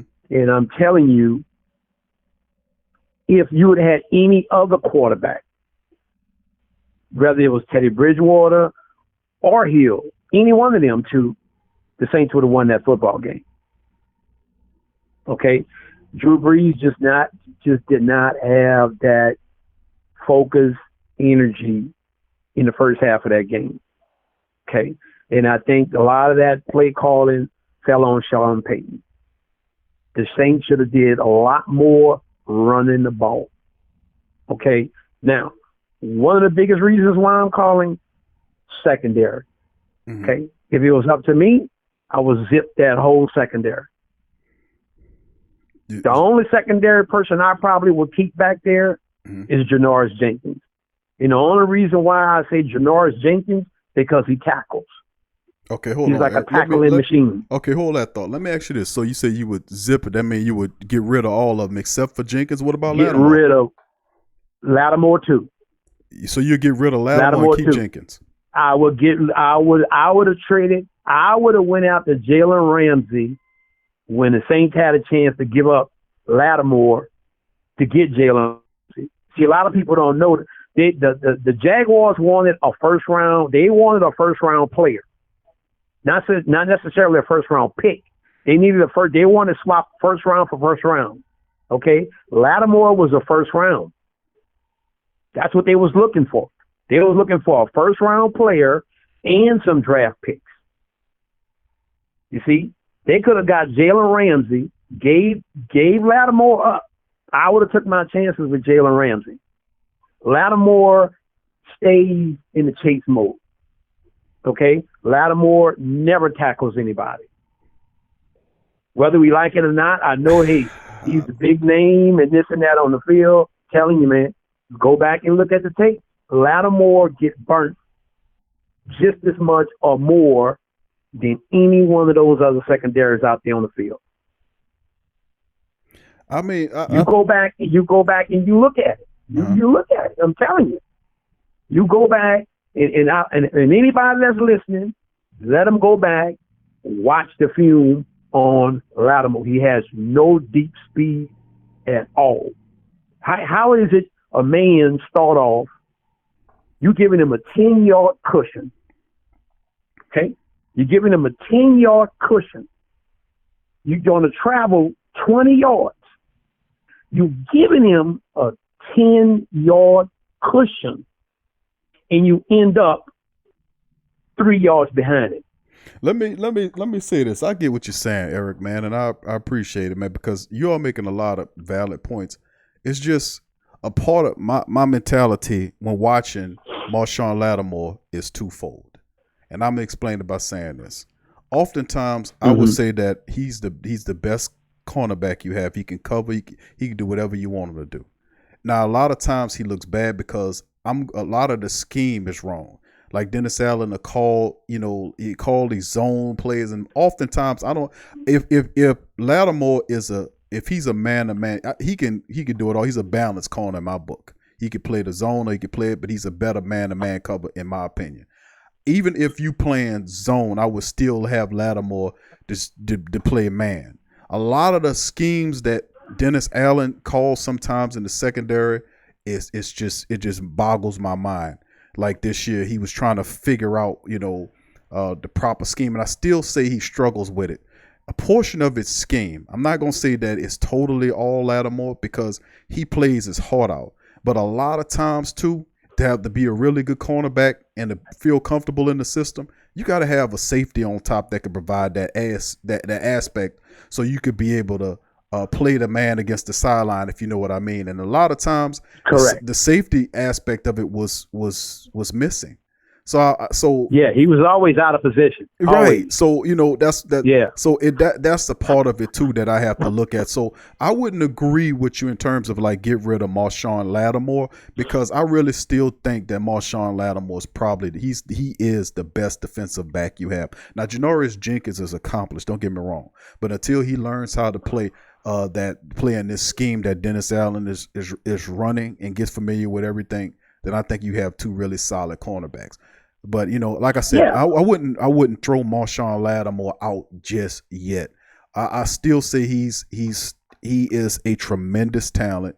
He takes on, and listen, He gets the toughest cover you have, the most talented wide receiver, the baddest man on the planet they have for them. He guards that man every game. So he guards Julio Jones. He guards the AJ Greens. He guards the Mike Evans. He guards all of the top the what's your boy from Houston? I forget his name right now. What's his name? Family, help me out. The wide receiver from Houston. Platt. I know you talking about. Yeah, with the man with all the I can't think of his name. I can see his face, bro, but I can't remember his name. Some of the family members will throw it out there to me, but brothers like that, man, that's who he guards. He guards the baddest man on the Odell Beckhams or the Jarvis Landrys. That's who he guards. So I'm saying. Well, here's where I'm at. Here's where I'm at. Mm-hmm. I'm not questioning his talent. Mm-hmm. I'm not. I think the man has unbelievable talent. Thank you, Tramal. Okay, Hopkins. Yeah, DeAndre Hopkins. There you go. DeAndre Hopkins, correct. He's not. And this is me. Okay, I believe you get in the system, you learn, you grow. Let's say if you're a good player or you're a subpar player. Okay, in 2 years you should be a better player. In another year or so you should be a good player, and then you're trying to ultimately get to greatness. It for whatever reason, and I don't know, it's always some kind of mass confusion in that secondary. You got guys running into each other. You got missed tackles. You blown assignments. And it's just, my thing is that if you looking at some of these teams, you've been in the league now a couple of years, you played these teams 6-7 times. They run the majority of the same plays. Okay? So some of the plays that secondary has been getting burned, deep plays, because they coming deep. Right. And that's why I pick on the secondary, because there's no speed. There's no speed back there. None. I mean, there's on either side. I look at it like this. Marshawn Lattimore he does have he's smart. He's intelligent. He knows how to play you. Yeah, but at the end of the day, man, if you got one of them wide receivers that's running some 4.3, hey, you got to be able to keep up with them. That's the bottom line. That's true. You know what I'm saying? I got you on that, Eric. But what I'm simply saying you that have to. We have a lot of stuff going on in the secondary, and the issue a lot of times with the secondary is we had injuries. Notice there was a stretch of several games or so where the secondary was lights out. Remember when Marshawn Lattimore went out, Eli Apple stepped into that first position, and for a couple of games they were balling. So like I'm saying, so that's what. So it's like when guys come in and guys come out, like toward the end of the season, the secondary was looking really good.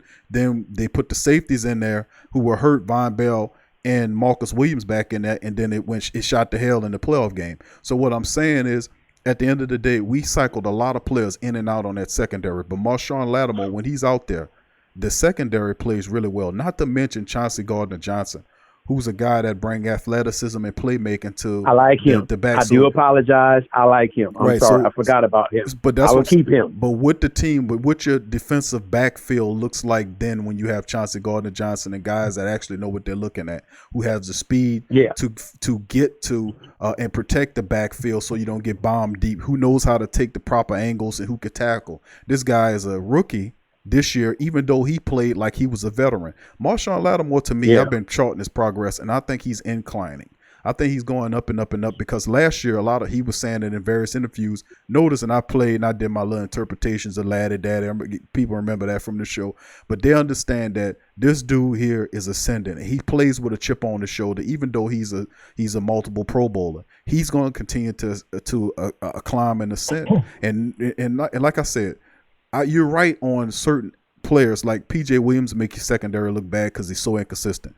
Marcus Williams make your secondary look so bad because he's so inconsistent on what he's doing. Von Bell played well in stretches, but still in all, Von's good, but Von only had one interception in all his time as a Saints safety. You back there and you played the majority of the time. You have one pick that happened this year. Go. We need playmakers. We need guys that know to hunt the ball down and go get the ball and get interceptions. Exactly. And that's what Marshawn Lattimore, he's going to get you interception. Chauncey Gardner-Johnson is going to get you the interception. So I wouldn't say blow up the secondary. I wouldn't say blow up the secondary. I think they can add a few more pieces because, truth be told, they have 3 of the 4. Marcus Williams is going to be there because Dennis Allen still believes in what he can do. But in the end, I still say the secondary is inclining as a group. They just need to put the right pieces in place. So I don't think we that far off. But I think Marcus Williams is the weak point in there because he takes poor angles. Even though he's productive, he gets the tackles and all this kind of stuff when they do. But the truth be told, if that dude learn how to tackle and learn how to hit and learn what he's looking for, then the Saints secondary will go through the roof. They have everything they need besides the depth. They still got to address the depth situations too. You see, the issue with him, the issue that I see with him, he wasn't a defensive player. He was an offensive player all through college and high school. He played wide receiver. So he doesn't know tackling techniques in different things. You understand what I'm saying? He played the game, but still it's technique sometimes. It's angles, just like you say, it's angles. Right. You gotta know. He comes from wide receiver. You know what I'm saying? He's used to running routes. He's talking about Marcus Williams? Would think Marcus Williams, yeah. He was a wide receiver. I read the scouting report on Marcus Williams, and I remember they were using terms like finesse safety. We read this on the show several times and went over. It gave a lot of the family members a good laugh to understand where he come from in terms of how he played. He was referred to as a finesse safety. I never heard of finesse safety in football terms. I never heard that before. They said that he gets the worst. He gets the worst of the tackle. He gets dragged, stuff like that. He's actually played. He was a wide receiver. Prior to converting to safety. Okay, well, yeah. You know what I'm saying? Right. But I mean, I'm not in like another thing. Some linebackers. We need some linebackers that can travel. Now, oh man, what is his name? Oh my God, I forget this guy. This man is a tackling machine. Damn, what is his name? I just had this man's name on the tip of my tongue. There's only one linebacker that tackles like an animal, man, that the Saints have. Demario Davis. Mm-hmm. Demario Davis. He travels, he moves around, and he tackles. Right. You know what I'm saying? He's there. He's available. Plays every game. Yeah, consistently. Mm-hmm. Consistently. So let me ask you this, Eric. So you saying the linebacker position, you would like to upgrade the linebacker position as well? Definitely. Okay. Definitely. Okay. Definitely. I believe, him, he's good. Mm-hmm. The other ones, the ones that they cycle in and out, I don't know, because they can't stay healthy. They can't stay healthy enough, long enough to play together enough to learn each other's tangibles and how each other move and how each other think. You know what I'm saying? Because every time you look over, you got a different person over there. Because somebody's always hurt. Right. Now, a defensive coordinator, I never liked Dennis Allen. I'm not going to tell you no lie. He had the defense played. I think the defense played well because you had players. For so long, the Saints just didn't have any talent on the defensive side of the ball. For years, they had a few guys here and there, but as far as a complete, front four, linebacker core, have decent secondary. It's been years since they've had that, really since they won the first Super Bowl, But in my book, I would vote Mike Singletary to be that defensive coordinator. I think Mike Singletary will bring the best out of them, and he will recognize the placement of people and put them in certain positions where they can excel. Because you may have some players out of positions, like Marcus Williams. You know what I mean? You can't have a guy, I like him, he's a nice kid. You can't have a guy back there that's unable to communicate with that secondary and have everybody on the same page. You cannot play your in-house teams, the Panthers, the ones in your division, in the secondary constantly get burned by the exact same plays year after year after year. And it's the same thing. Somebody blown coverage. Players running into each other. This one is on the wrong side of the field. It should be on the left. He's on the right. It should be on the left. It's always some kind of chaos. Right. And the thing about it is that y'all been playing together long enough to know. It should be no excuse. You playing Tampa Bay. It's not like you playing Pittsburgh Steelers or somebody like that. You playing Tampa Bay. You done seen Tampa Bay 100,000 times. You practice with Tampa Bay. You should know Tampa Bay like the back of your hand. So, again, how you give up 60 yards, 40 yards, 30 yards, and it's all on the secondary. Missed tackles. Yeah, 40 yards camp. You're right. The gash plays are killers, man. No doubt about it. The gash plays are killers. You know what I'm saying? But that's why I think the future's bright for the Saints. Von Bell, we knew Von Bell was gone. We talked about it in the videos. But reality, we talked about that before the season started as well, because we knew when the Saints drafted 2 safeties in the same draft, that was basically giving an adios sign to Von Bell. You don't draft Chauncey Gardner-Johnson and Saquon Hampton in the same draft and anticipate paying Von Bell.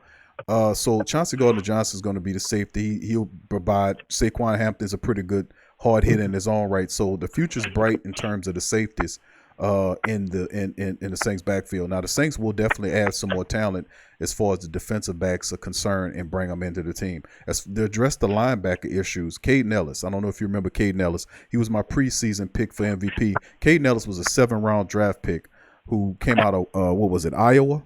And he was a guy, Idaho, I won't say. It was the Idaho, I think it was. And that's Luther Ellis' son. And this kid was playing lights out. He was sideline by sideline. He had an injury that benched him for the entire year, but he'll be coming back. Of course, we know Alex Anzalone is another guy that been dealing with injuries. He's fast, but he gets hurt. The Saints probably going to bring him back because he'll come back for cheap. But the Saints definitely had some undrafted guys that were on this team that should have made this team. Sankey was one of them that we talked about. Even Deuce McAllister mentioned him preseason and said this guy should have made the team. And I agree with Deuce that Sankey should have made the team. But Craig Robertson and AJ Klein, one of my favorite players out there, those guys, I don't think the Saints going to bring those guys back because they have to get faster in the linebacker room. Caden Ellis is a big part of that, and I do like that. Although I agree, I think the future's still bright. It's more pluses than minuses. Of course, Apple is gone. I don't see him coming back. Then you look at the fact that we only have Marcus Williams back there, but I'm thinking Saquon Hampton could provide a push on Marcus Williams to make things a little tight because ain't no whiffing and Saquon Hampton, he the real deal. So like I said, I see more pluses than minuses. A lot of young talent in the secondary, cost-effective talent that play with their heart on their shoulder. They're gonna represent. They're gonna be a faster, speedier, hungrier Saints defense next year. It's just whether or not the Saints address the offensive issues and Sean Payton gets his head out of his you-know-where and start to run the ball and create more of a balanced attack. But, Eric, give me one more point. I'm going to have to move on, my friend. I got somebody waiting on the line, but give me one more point before we move. Man, one more point. I just wish they, could get the quarterback situation worked out. That's the thing. I think that's the needle in the haystack that's going to kind of hold up a lot of progress as far as the team moving forward. Because until they address the quarterback situation, whatever Drew Brees is going to do and not going to do, I think that's going to kind of, shed a little shade on everything else because that's going to be the biggest, elephant in the room to get fixed. So I hope they can work it out. I love to see him bring it back. But again, he'd have to take a pay cut. That's just the bottom line. Whether or not he's willing to do that, we don't know. We'll see. But, hey, man, I appreciate, calling in, and I'll continue to listen to the show, and, I'm going to keep pulling for him, That's my guys. Bro, appreciate you, Eric. Thank you, friend. Appreciate you bringing them great points to before the family members, man. Thank you, and who that to your family. All right, brother. Y'all be good. Bye-bye. You too, bro. Peace. All right, family, you still on the line with me? Hey, Q, this is Ernest from Orlando. How you doing, What's up, Professor? How you doing? Professor, I appreciate the compliment, my friend. I really do. That's good to hear from you, my man. You too. I wanted to say that with Lattimore, all you can do is look at the Minnesota game, Q, and see how valuable he is to the team. Because no sooner than he went out, right? That's when Thielen caught that long pass. That's, I mean, in the story. Whenever he gets out of the, he gets hurt or he's not there, Right. they start going long on the team. So Right, I mean, they attack that other side, So Lattimore's worth his weight. The problem with the Saints is they're gonna have to figure out who they're gonna have to keep. I mean, that's the bottom line, because they're gonna lose some people, and they gotta make a decision. I mean, to me, I think that they have to find a way to keep Onyemata. They gotta find a way to keep him because he's always available. He's rock solid. And everybody talks about Von Bell, but the thing about Von Bell is the ball finds him for some unknown reason. He might not He might get the interception, but he in the room where the ball is. You're right on that, Professor. That's right. Everywhere, and you got to keep him, and I mean that.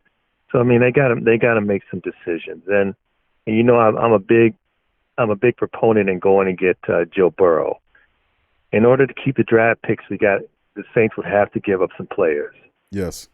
And I think that Alvin Kamara could be one of them. And because they can't pay him the money he's going to be looking for. And I'd say throw Marcus Williams his way too.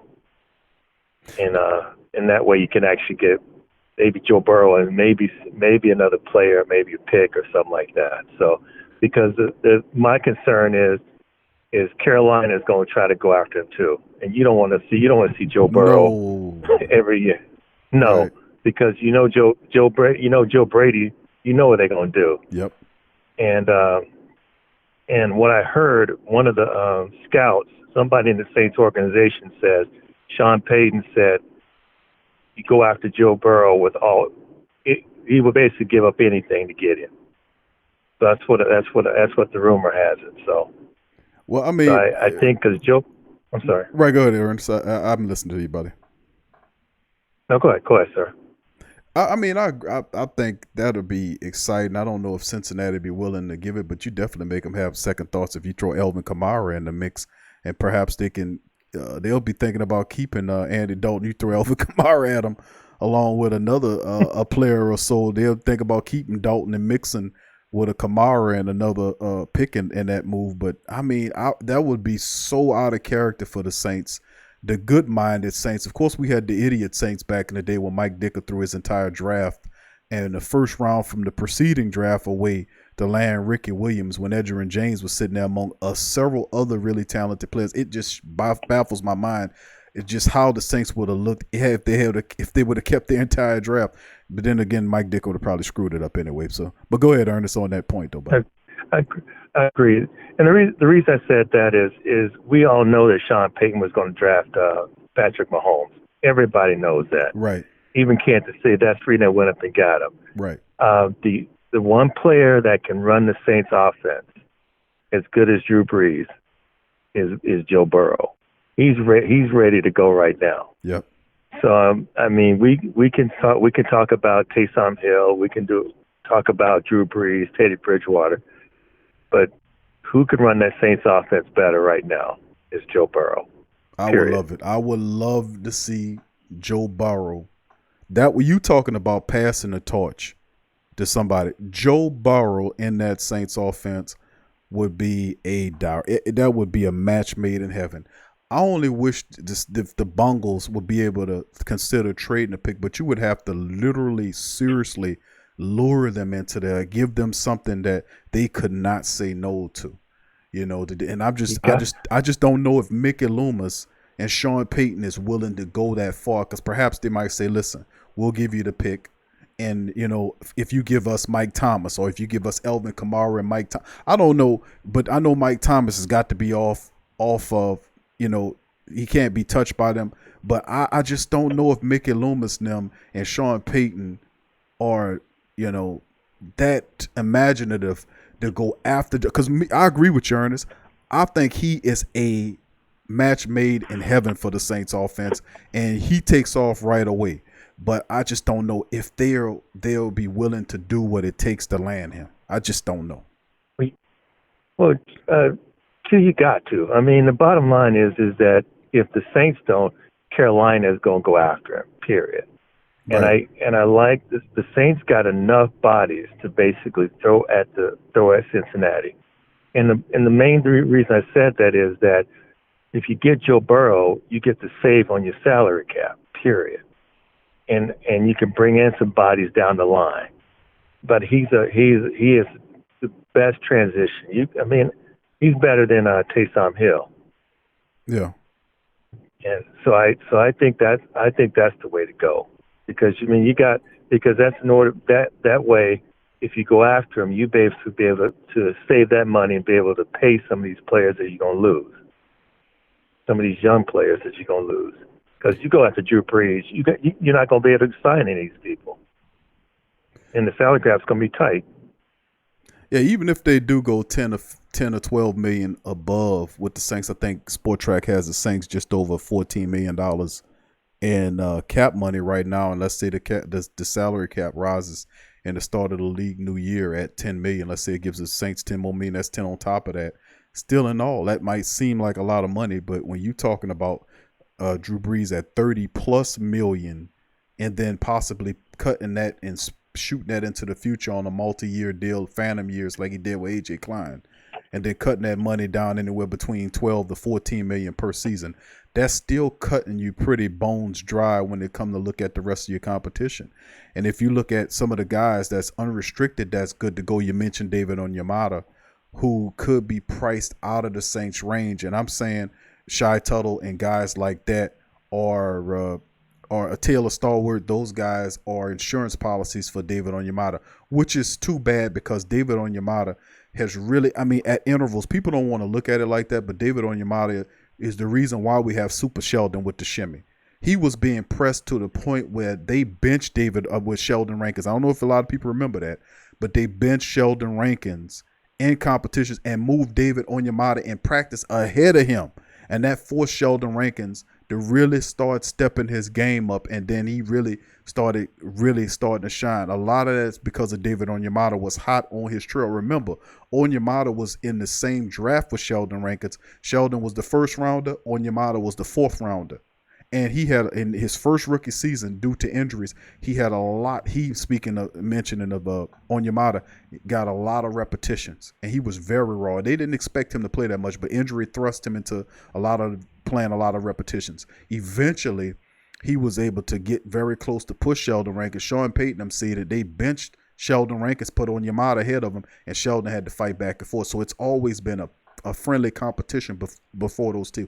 I would love to keep him. I just don't know if somebody might come along and give him a nice chunk of change, because he's really a starting level defensive tackle. He's a bull in the middle. He can press, he pushes. Not only do he cause you to he plays the run, but he is a guy that provides interior push that makes it uncomfortable for you. Well, Q who gonna pick him up if he walks out of New Orleans. It's gonna be Dallas because Nolan's a defense coordinator. Don't be surprised that a lot of those Saints go right over to Dallas and start playing. Oh my goodness! Because they got exactly. They got all that. Yeah, well they gonna run into the same problem that New Orleans run into when they give Dak all that money, which is a mistake. But the thing about it is that for being cost effective, they can't pay Drew all that money. I know for sympathy reasons we want to keep him, but you cannot pay all that money because you will not have any of your players that you want to keep. You got a nice young nucleus that you drafted, and they go, and the person I hate to see go and they just dog him out is Andrews Pete. He's going to go somewhere, and he's going to be a star. I'm telling you, because everybody talks about what he doesn't do. Only thing I know is that when Armstead always gets hurt, guess who they slide over? That's who they put over. They slide over Pete. Professor, you the man. I've been saying that. No, you've been saying everything before I started calling. You were saying the same thing I've been saying for years. Is that Armstead's known to get hurt, and left tackle is Pete's natural position anyway.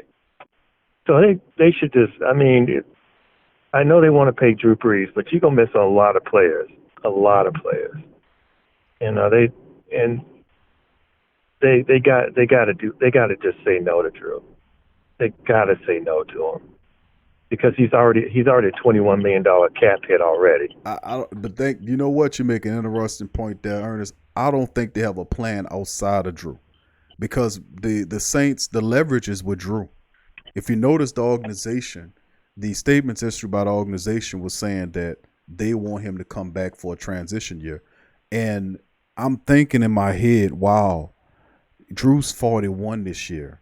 The transition year should have happened by now, or we should have been already over a multi-year transition, meaning that Taysom Hill should have been, if he was the man, he should have been getting tutelage, which he was in small bite increments during the last 3 years or the 2-3 years that he's been here, as you've seen him as the heir apparent. He said the apparent is in the building. I think it was the season before last season or the season before last season. And he's speaking about Taysom Hill. But reason why I still don't buy it is because even though the Saints are saying they want to transition to Taysom Hill, the reality is Sean Payton has not put Taysom Hill in the position to be your next apparent quarterback. He's put him in a position to be a spot wide receiver, a spot tight end, a spot running back, a spot special teams player. And very few amount of time he spent in the QB room learning the plays and going through his progression. Now, I've seen improvement from Taysom Hill in the preseason and even in the camps.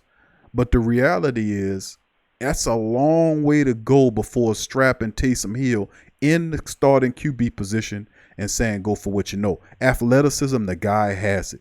He has it. But I often say about Taysom Hill, he's not judicious. Not judicious, but Drew, like as in Drew Brees, judicious, meaning having the ability to go through his progressions patiently and see what's there. And if nothing there, then take off with that great athleticism. That's what I'm saying. He's a spark plug. He lights it up, but can Taysom Hill withstand that abuse that he would get for running? He would have to be a lot smarter with how he does it. He can't be lowering his shoulders and all this. It's just some stuff that I just don't see Taysom Hill. He has all the potential. I love Taysom Hill, his athleticism, his heart. He's a spark plug. He electrifies things, but that's a long way to go to put him as the starting quarterback and then say, okay, take us to the Super Bowl. Agreed. That's why I say they got to do what they need to do to go after Joe Burrow. They're running the Saints offense anyway. And I know they're putting Joe Brady on a pedestal, but I agree with you what you said a few weeks ago. That's way too fast. He was a peon in Carolina, but they're gonna go after Drew. They're going to go after Joe Burrow. That's the only way to work. Why don't you?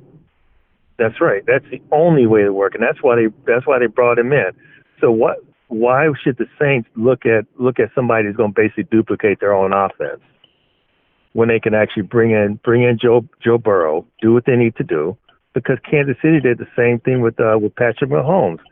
They gave whatever they had to get him, and the Saints can do the same thing. They don't have to give up draft capital. They got plenty of people from that big draft to give them because they can't pay them. They might as well get something for them, and I firmly believe that. Well, Ernest, you're making a lot of sense, man. I just hope that the Saints see it as such, because you got to be a realist here and look at all these great players. We talked about Andrews Pete. Andrews Pete plays 4 positions. He made the Pro Bowl for the several times. Now you look at this, another back-to-back Pro Bowl. He's out of here.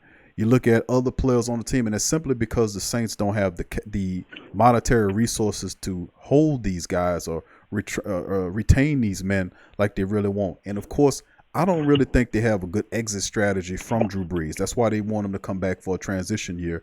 Last year was a year I just don't understand what they was doing. And you're looking at Teddy Bridgewater. Remember, they told Teddy Bridgewater that he was the future of the team. Let's not forget this. Let's remember all of this stuff. They brought Teddy Bridgewater in, and he told Teddy Bridgewater that Teddy Bridgewater was the heir apparent behind Drew Brees. Did we forget that?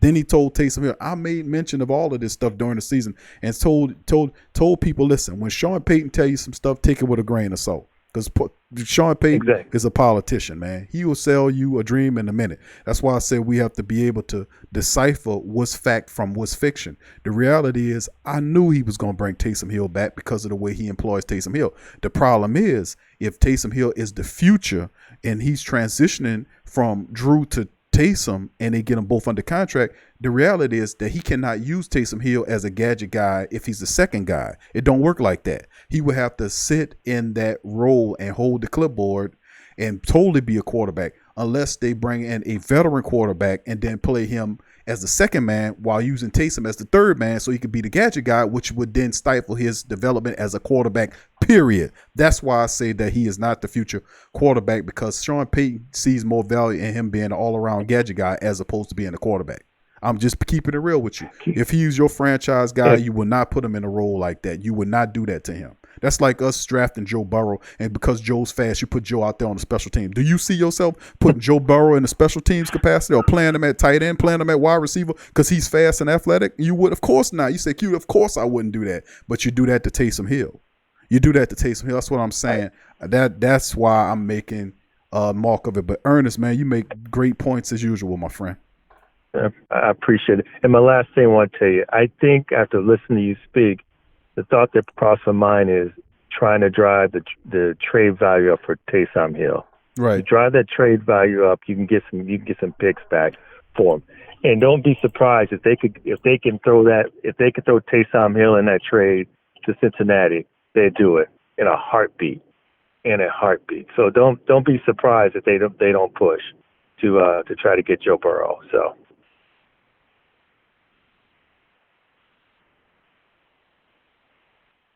And that's it out of me for tonight, okay?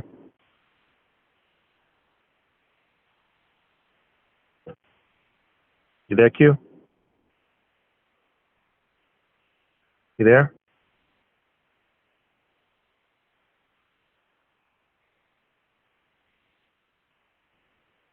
You there, Q? Yeah, I'm with you, Ernest. I'm sorry, my mic fell off dropped off for a second. But okay. Yeah, but I got what you said. All right, man. You have a great evening, okay? Thank you, buddy. Appreciate you, man. I'm on the road. Usually I've been having a few internet problems here, but we okay. But thank you, Ernest, for your call, my friend. Thank you. Okay. Be safe out there, family. You take care of yourself, Q. Thanks again. You too, buddy. That's Ernest, man. That's the professor, man. You know why I call him professor, because Professor always saying some really great stuff, man, to be quite honest with you. Really intelligent brother, man. And to be honest with you, I agree with the professor. A lot of that, the Saints need to do something spectacular.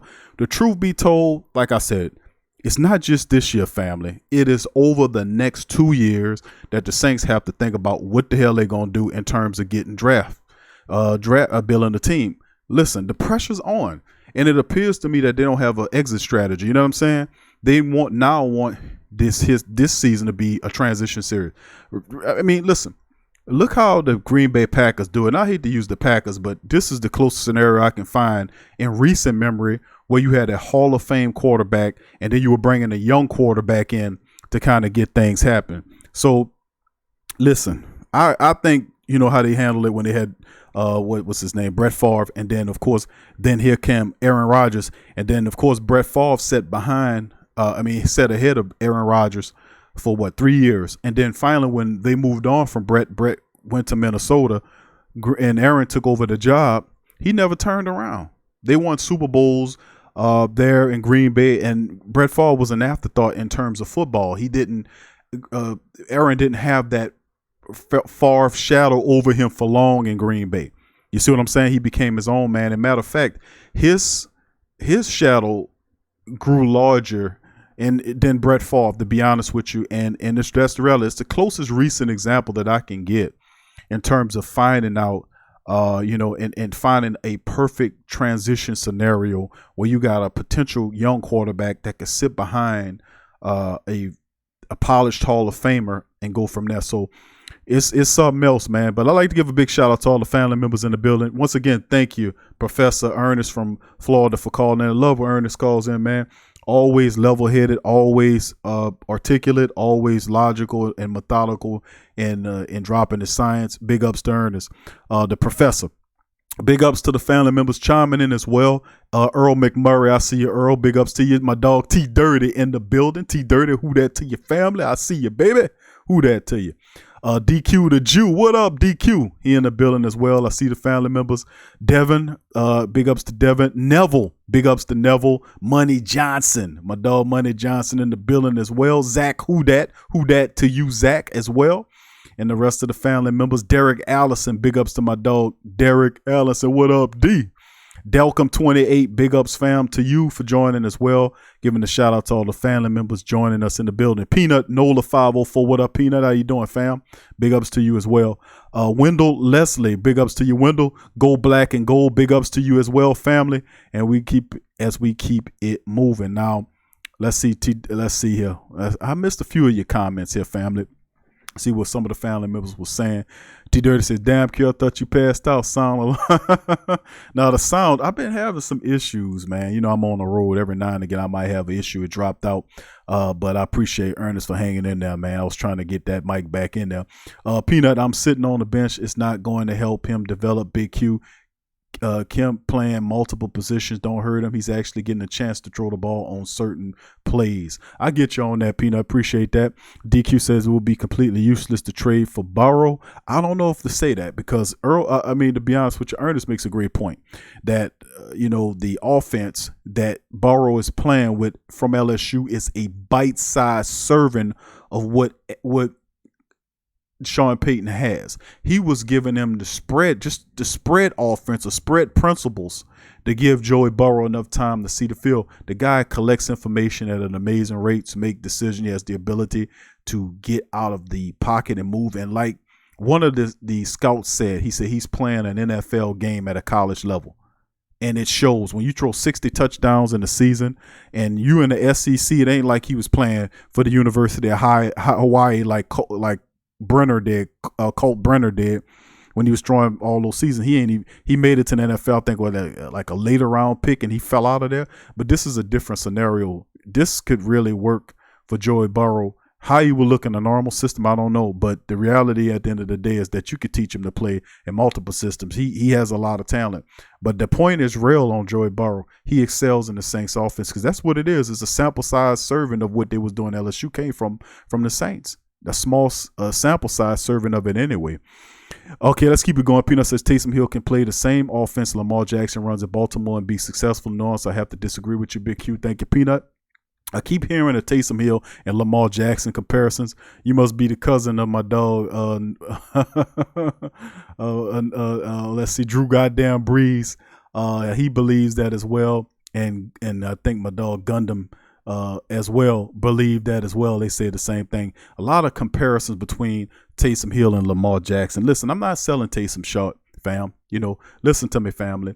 I'm not selling Taysom Hill short. I just think that you'll learn a lot of the QB position actually being a QB.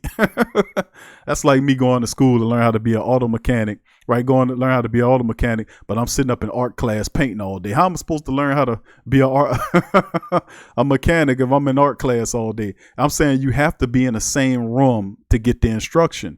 And most of the time, Taysom Hill, his development is stalled by the fact that he's doing so many different things. And it don't even have to be that.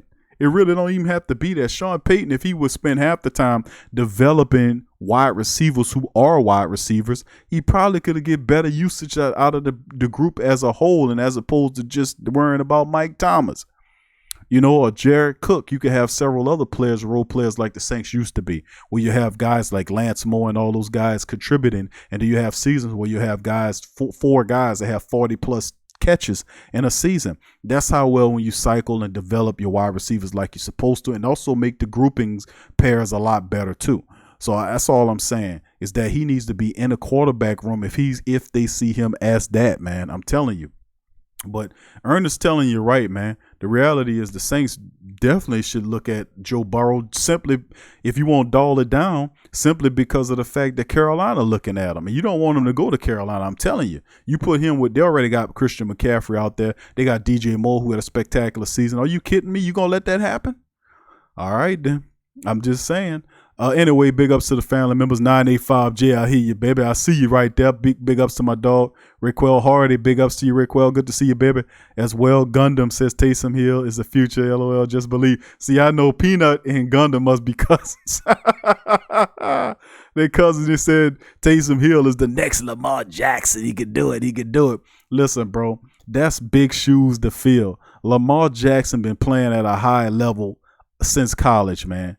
And he make it look easy like that because if you go back and watch his footage in college, this dude was deadly fast and deadly accurate.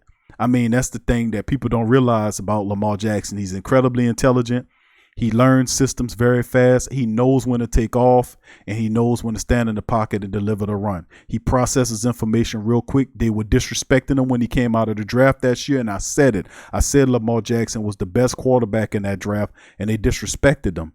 You know, and eventually Baltimore took a shot on him, and then Joe Flacco set before him. It just kind of wasted away, but he came when he was supposed to. But listen, that's big shoes to fill when we talk about Lamar Jackson. I'm just saying, Lamar Jackson is a special type of QB. Taysom Hill have the athleticism, but listen, I'm saying, man, he needs to be a QB. He needs to learn to be a quarterback, and he's not getting that instruction totally because Sean Payton had a man being a wide receiver. He got the man being a tight end. He got the man being a special team player. Like I said before, and that just don't make no sense to me, man. If you respect the hell out of the player like that, then why are you out of playing all those weird ass positions? Why do you don't have? And I understand every now and again you throw him in there to give you a spark. I'm keeping it real. You're throwing them in every now and then to get the offensive spark or what have you. But the truth be told is if this is a quarterback and you get him hurt, then what? You got them playing special teams trying to block kicks. That's the roughest place you could put your heir apparent. It's on the special teams. And you got them in there running as a running back when you got running backs that can run. It just don't make a lick of sense. I'm for them getting them and making them the number 2 quarterback just so to force Sean Payton has to use the wide receivers and running backs as they are. And if they're not talented enough, then get your ass out there and find some that can actually contribute to the team is all I'm saying. Stop using all this gimmick stuff because it's making them lazy in his play calling. That's what it's doing. It's making him lazy as a coach to develop Traquan Smith. Why wasn't Traquan Smith starting the whole season when we found out Ted Ginn Jr. wasn't shit? When he was stealing money. When we found out, I bring a bell and alarm on this show when I started pinpointing. Y'all know I went on Ted Ginn Jr. during, and I said that. I said Ted Ginn Jr. is stealing money. If I could see that, why couldn't they see that? And he's sitting up there looking at the team every day. Ted Ginn Jr. dropping passes. Ted Ginn Jr. missing blocks. Ted Ginn Jr. out there running around looking disconnected like a mug, but you're going to keep him out there running. You're going to keep him as a starter, even though promising you're going to shake things up when we had those terrible losses to Atlanta and all this kind of stuff. Oh, we're going to shake it up. But Ted Ginn kept his lousy ass out there all the time. That's what I was saying. You know Ted Ginn wasn't shit. Put Traquan Smith out there. Let him develop. And even if Traquan Smith looked bad, he couldn't look worse than Ted Ginn Jr., who had less catches than your backup running back. Don't let me bring that stat into fold. But even if Traquan Smith would have had the same catches as Ted Ginn Jr., it would have been a plus because at least you know that he would be working on becoming a better wide receiver. Now you kept him at a bench capacity. Now when Ted Ginn's gone, now he'll step to the forefront as to a degree, depending on who they pick in the draft. But the reality at the end of the day is, why didn't you see that to make the move? And you wasted all his development on this old ass Ted Ginn Jr. when you could have moved him out the way, put Traquan Smith, and it could have been a learning year, and he could have been on a different level when the year started for next season. That's all I'm saying, man. It's not hard to look at some of this stuff. I'm just saying, if you know you got a guy that you're not gonna bring back, you seriously already know. Like they knew about Vine Bell. They knew they weren't gonna bring Vine Bell back. You don't draft 2 safeties in the same draft and say, "Oh, we're gonna spend a bunch of money on Vine Bell." Vine Bell's gone. I just read the statistics. Eddie Jackson from the Bears got $58 million on a 4-year contract. You don't think Vine Bell's gonna try to do that too? I'm just keeping it real, man. I'm just keeping it real. Big ups to the family members here in the building. Let's see. I'm gonna take a few more calls, family. 2 more calls I'm gonna take. Feel free to call a line here. Let's see. Let me give you the number again: 504-475-4482. Big ups to our callers. Ricky on the road. Ricky, the dad driver. Big ups to you, Ricky. Be safe on that snowy road, family.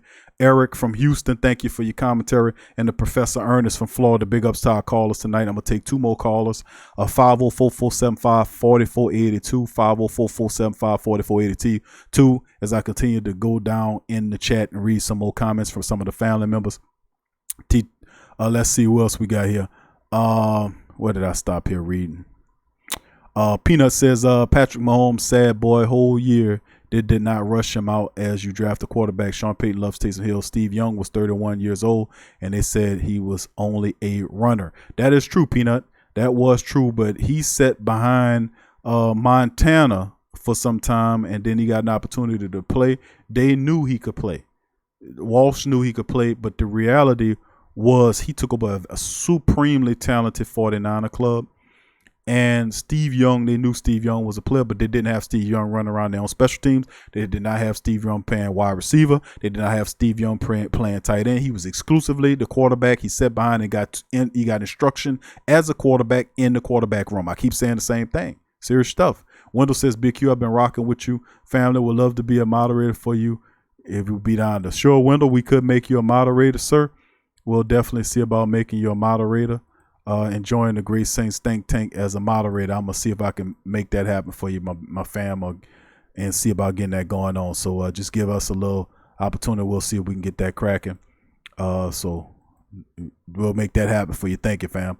Peanut says typo pat. I got you, Peanut. Kevin says Burrow is the truth. Wendell says give me a wrench.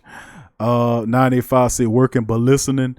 Delcom 28 says the only problem with Joe is that he does feel comfortable playing. He doesn't feel comfortable playing under center. And that's a part of the development. But remember, Joe Burrow's still young. You can teach him. You know what I'm saying? You can teach him. It's just they was running that spread offense and they wanted to put points up on the board. But you can have more of a balance. Look at what the LSU Tigers were able to do. You know what they were able to do in terms of their offense. They provided a running game. They gave Burrow an opportunity to work from the spread, which gave them an opportunity to see the field because they knew when they was playing teams like Alabama and Joey turn around, the defense will be on top of his back.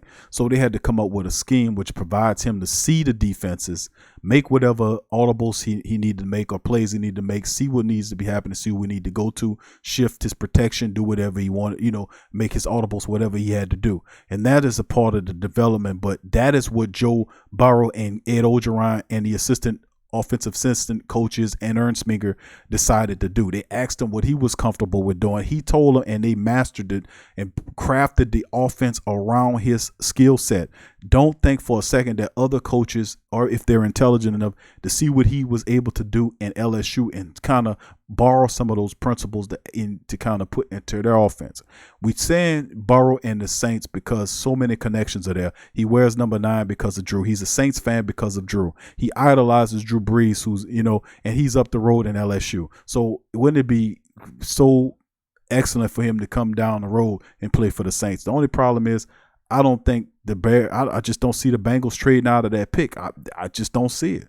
I think they won't trade that pick unless something blow their guts off, blow their brain away to be able to make it happen. And I don't know if the Saints are imaginative like that. I don't know if they'll be that bold. That's the word I'm searching for. I don't know if they'll be bold enough to put a Kamara on the table and multiple draft picks in the future to be able to bring a guy like that in there. I just don't know if they'll be able to do that. It'll be interesting to see because something got to give, man. You get into a point in the team's future where I've said this several dozen times.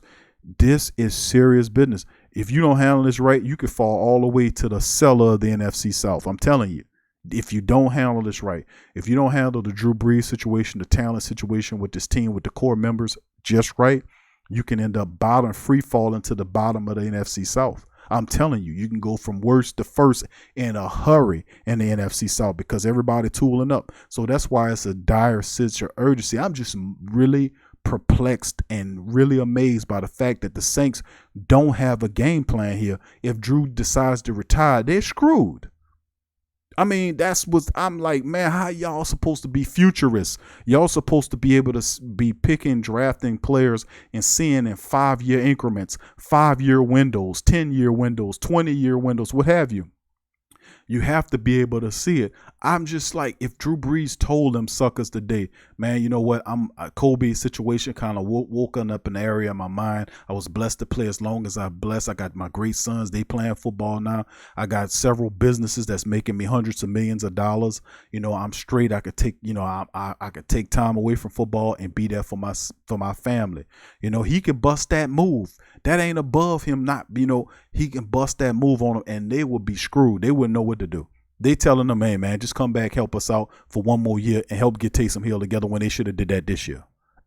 I mean, that just floors me, man. That ain't a good sign at all. Let's keep reading the chat.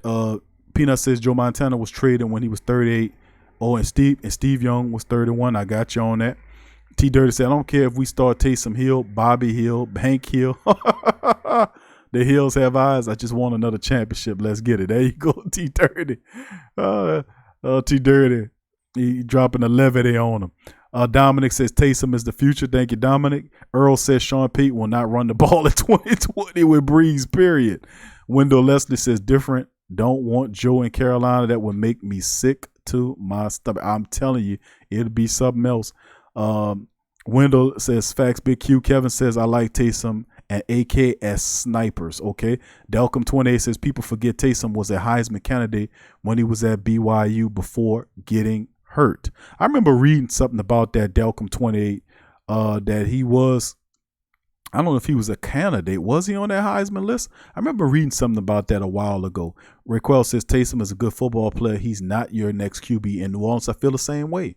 And the Saints feel the same way. If they didn't, he would be a total 100% quarterback. Why is he playing all these other positions if he's a future quarterback? That's all I'm saying, family. I'm not disputing that his arm, his running ability, his intelligence, and all that kind of stuff. I'm saying that the team, if they seen him as a quarterback, he would be exclusively as a quarterback. And I think the way Payton's using him, he just makes him lazy. He's making, and I mean him lazy, I'm talking about Sean Payton, is becoming lazy as opposed to literally improving the talent of whoever you, like say for instance, you play in Taysom as a wide receiver. You feeling like that because you don't think you have enough help at the wide receiver position outside of Taysom Hill. If that's the answer, then get whoever the hell is in there out of there and bring some talent in here. But usually what the Saints did, like they were supposed to do with the practice squad, I keep talking about what's the purpose of the practice squad, is that I liked how the Eagles use their practice squad. The Eagles actually take players off the practice squad and put them to the active goddamn roster. Sean Payton several times this year will pull people off the street and put them and make them on the active roster. And you got, man, you can't tell me that Krishan Hogan was a better wide receiver. He might have had certain skills that the rest of them didn't have, but you couldn't tell me that he was more ready to play in the Saints offense off the street than Emmanuel Butler or LaJordan Humphries is sitting on it, or Taquan Mazzell sitting up on the practice squad. You can't tell me that.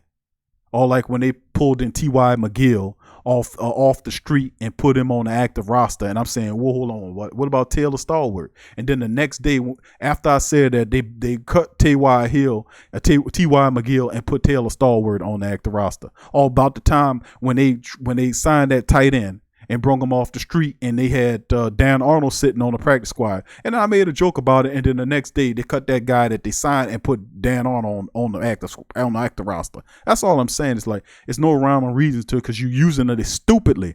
The practice squad is designed to be an extension of your active roster. You take those players and you have them. They're developmental players because they're practicing on your team while your entire team is practicing. They get used to the playbook. Then you will pull, when somebody gets hurt, you pull a guy from the practice squad onto the active roster, and they have a familiarity with what you was doing. Sean Payton disrespect them principles several times during the season, which is stupid. You use who you have because they're familiar with the system of your scheme. If you feeling that they're not that ready, then you need to get them out of here and bring somebody on the team that actually does. But you can't tell me the practice squad player who been with the team most of the year is not better than the guy they pulling off the street and he don't know nut A from beans your scheme. It's just stuff like that.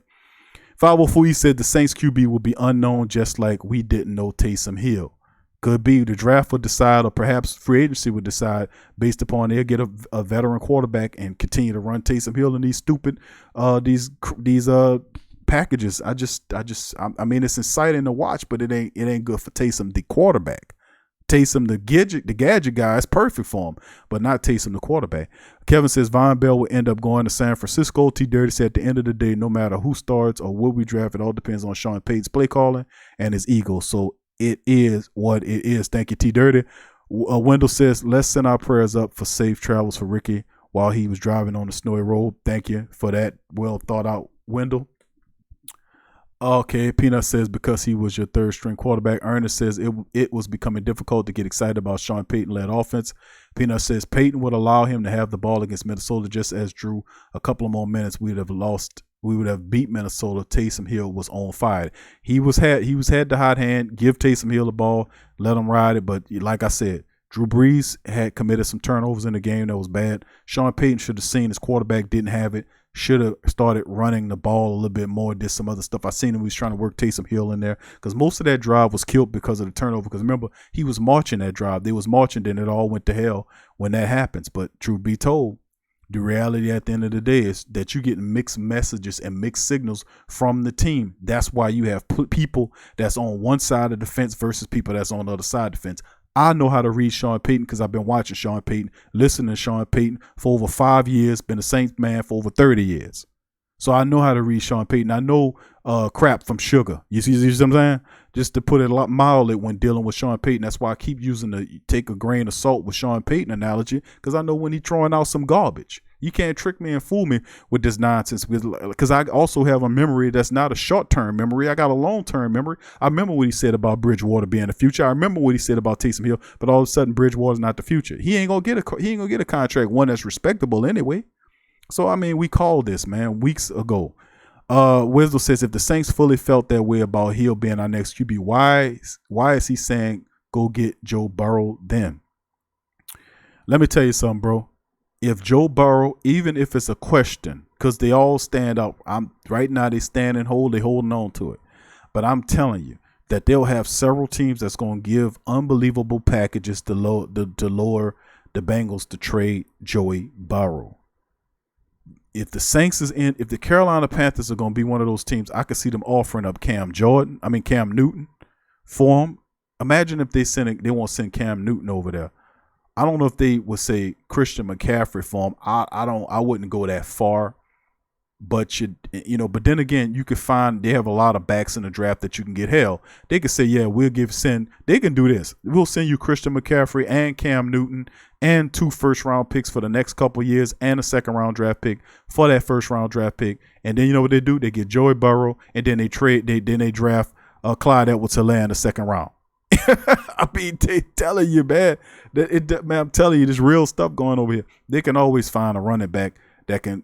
I'm telling you, man, it's crazy stuff that can happen in this league. Okay, Toby, who that Toby I see say, yep, you're right, Q. T-Dirty said what the team needs and what smart for the organization falls upon deaf ears. Hopefully they listen, T-Dirty, and that's the reality at the end of the day is that's what we talk about. Ernest says Saints will have to leverage half the team for Burrows. Let JB go where he goes and deal with the Saints' woes. It could be. If he goes to Carolina, you're going to be dealing with a lot of woes. You hear me, Ernest? You'll be dealing with a lot of woes. Gundam 1313 says, mark my words, if Taysom gets an opportunity, he will shock the world. Okay, so little Muhammad Ali in there. All right. Peanut said that's why we got to pick up Jordan Love. All right, Jordan Love. Scoop says you have to send C-Mac in that trade. Okay. Wendell says facts, BQ. I want Joey Burrow. DQ the Juice says Jordan Love could go toe-to-toe with Joe in New Orleans. Joe is great, but we need all the picks. Special type of player. Totally special type of quarterback. If you can get the guy, man, you understand what I'm saying? If you can get him, try to get him. At the end of the day, you might not be able to get him, but there's still fall. I keep seeing mock drafts tying us with Jordan Love. We still have the combine where a lot of these guys are going to rise up the ranks. I still like Jalen Hurts. Because he's right now they're throwing Jordan Love at you because of the Senior Bowl performance. He's the flavor of the day. He's the flavor of the day right now. He's a flavor of the hour right now. But still, I watched Jalen Hurts play in the SEC. winning championships at a high level. Then they said he wasn't a passer. He went to Oklahoma, threw for over 30 touchdowns, and rushed for over 18 of them. So he's responsible for almost 50 touchdowns. I think it was over 50 touchdowns, catching and throwing. I mean, that is a phenomenal talent. Don't get me wrong. I ain't mad at Jordan Love. But the reality is you won't talk about winning in the SEC. I mean, imagine if you have a guy like Hurst here. I mean, it's just another dimension, but we'll see. Ernest says Saints can handle that, boy, if Sean Payton gets his mind right. I got you, bro. I got you. I hope you're right on that, Ernest. We're gonna have to see. All right, family, we're getting close to the end of the show. I want to give a shout out to all the family members that's joining the show right now. The live line's open for another few minutes before we shut the stream down. 504-475-4482. Any questions, concerns, or comments, please throw them in the chat. And while you're doing it, if you're enjoying the show, please hit the like button. Please hit the like button. Please hit the like button. Please hit the like button. Helps out the show dramatically. And also, please feel free to share the show, too, on different Facebook Saints groups. If you belong to any Saints groups, take the link, share it in the Facebook groups. That helps out the show as well. Ricky says if he goes anywhere else but the Who Dat Nation, I hope he turn out like Jamarcus Russell. Travis, who that to you? Travis says when you having winning seasons, you have to deal with the likes of Burrow head elsewhere. You got to look at it, man. You got to prepare for him. Just don't seem to me. Just don't improve. I mean, you want to give the Saints organization, the brass, some credit, but it just appears to me, man, that they didn't have an exit strategy with Drew Brees. They want Drew to come back for a transition year, and this year should have been a transition year, to be honest with you. And that's all on Sean Payton. Sean Payton should have been, man. Drew is 41 years old. He's not 31, but we had Drew when he was 31, didn't we? We had him all the way up until he was 38. When he turned 37 and 38, he should have been working on a plan then. It's just amazing to me how they just didn't have a young quarterback that was in place. Don't get me wrong, they tried and failed. Remember, Grayson was complete and utter garbage. Of course, they had Chase Daniels, who had an opportunity to be that guy, but of course, they hung on to Drew, and Chase went somewhere else and became the highest paid backup for a while with Chicago and all this kind of stuff. So at the end of the day, they're looking at Taysom and saying that Taysom is the guy. Well, are they possibly saying that because he's the only other quarterback that's on the roster right now? They're saying Taysom. What happened to Teddy Bridgewater? By saying what they said, they've already ousted Teddy Bridgewater. When they chose Taysom Hill and said that they want Drew to stay so they could transition Taysom Hill, that told Teddy Bridgewater all he needed to get the hell up out of here. Teddy Bridgewater's not going to stay on this team as a backup to nobody. He's young and he wants to play. And the only reason why he was here with New Orleans because Sean Payton lied to him and told him, listen, we want you as the future quarterback and Teddy Bridgewater. But that turned out to be some bullshit. Now we got looking at Taysom Hill. The truth be told, I don't want to get into the scenarios because it become a Bridgewater versus Taysom Hill, and that decision's always been made. John Gill said, not to switch subjects, I hated all the Duke players, but Zion, that guy has class. Most of those guys, to be honest with you, Brandon Ingram is a Duke guy as well, and there's a lot of Dukies on the Pelican squad, and I got to give them credit because all of them playing really well, to be honest with you. Brandon Ingram's an all-star. We talking Pelicans for a second because the fan brought up the question. But Brandon Ingram's an all-star, averaging 25.5 a game. You got Frank Jackson coming off the bench. He's balling. Even Jalil Okafor, who's a Dookie, is giving you some production as well as a big off the bench. Like I said, it's several other really talented players. J.J. Redick is another guy that is a Dookie there. But they prefer Duke players like the Saints prefer Ohio State players. It's crazy. They like their picks and chooses, though. But they're working for them. But Ernest says this is the exact reason why Sean P should give up his play calling duties and actually be a head coach. You have to, and I agree with you, Ernest, you're right on the money with that. And I've been saying that for a while. The family members knows that Sean Payton need to stop calling these plays.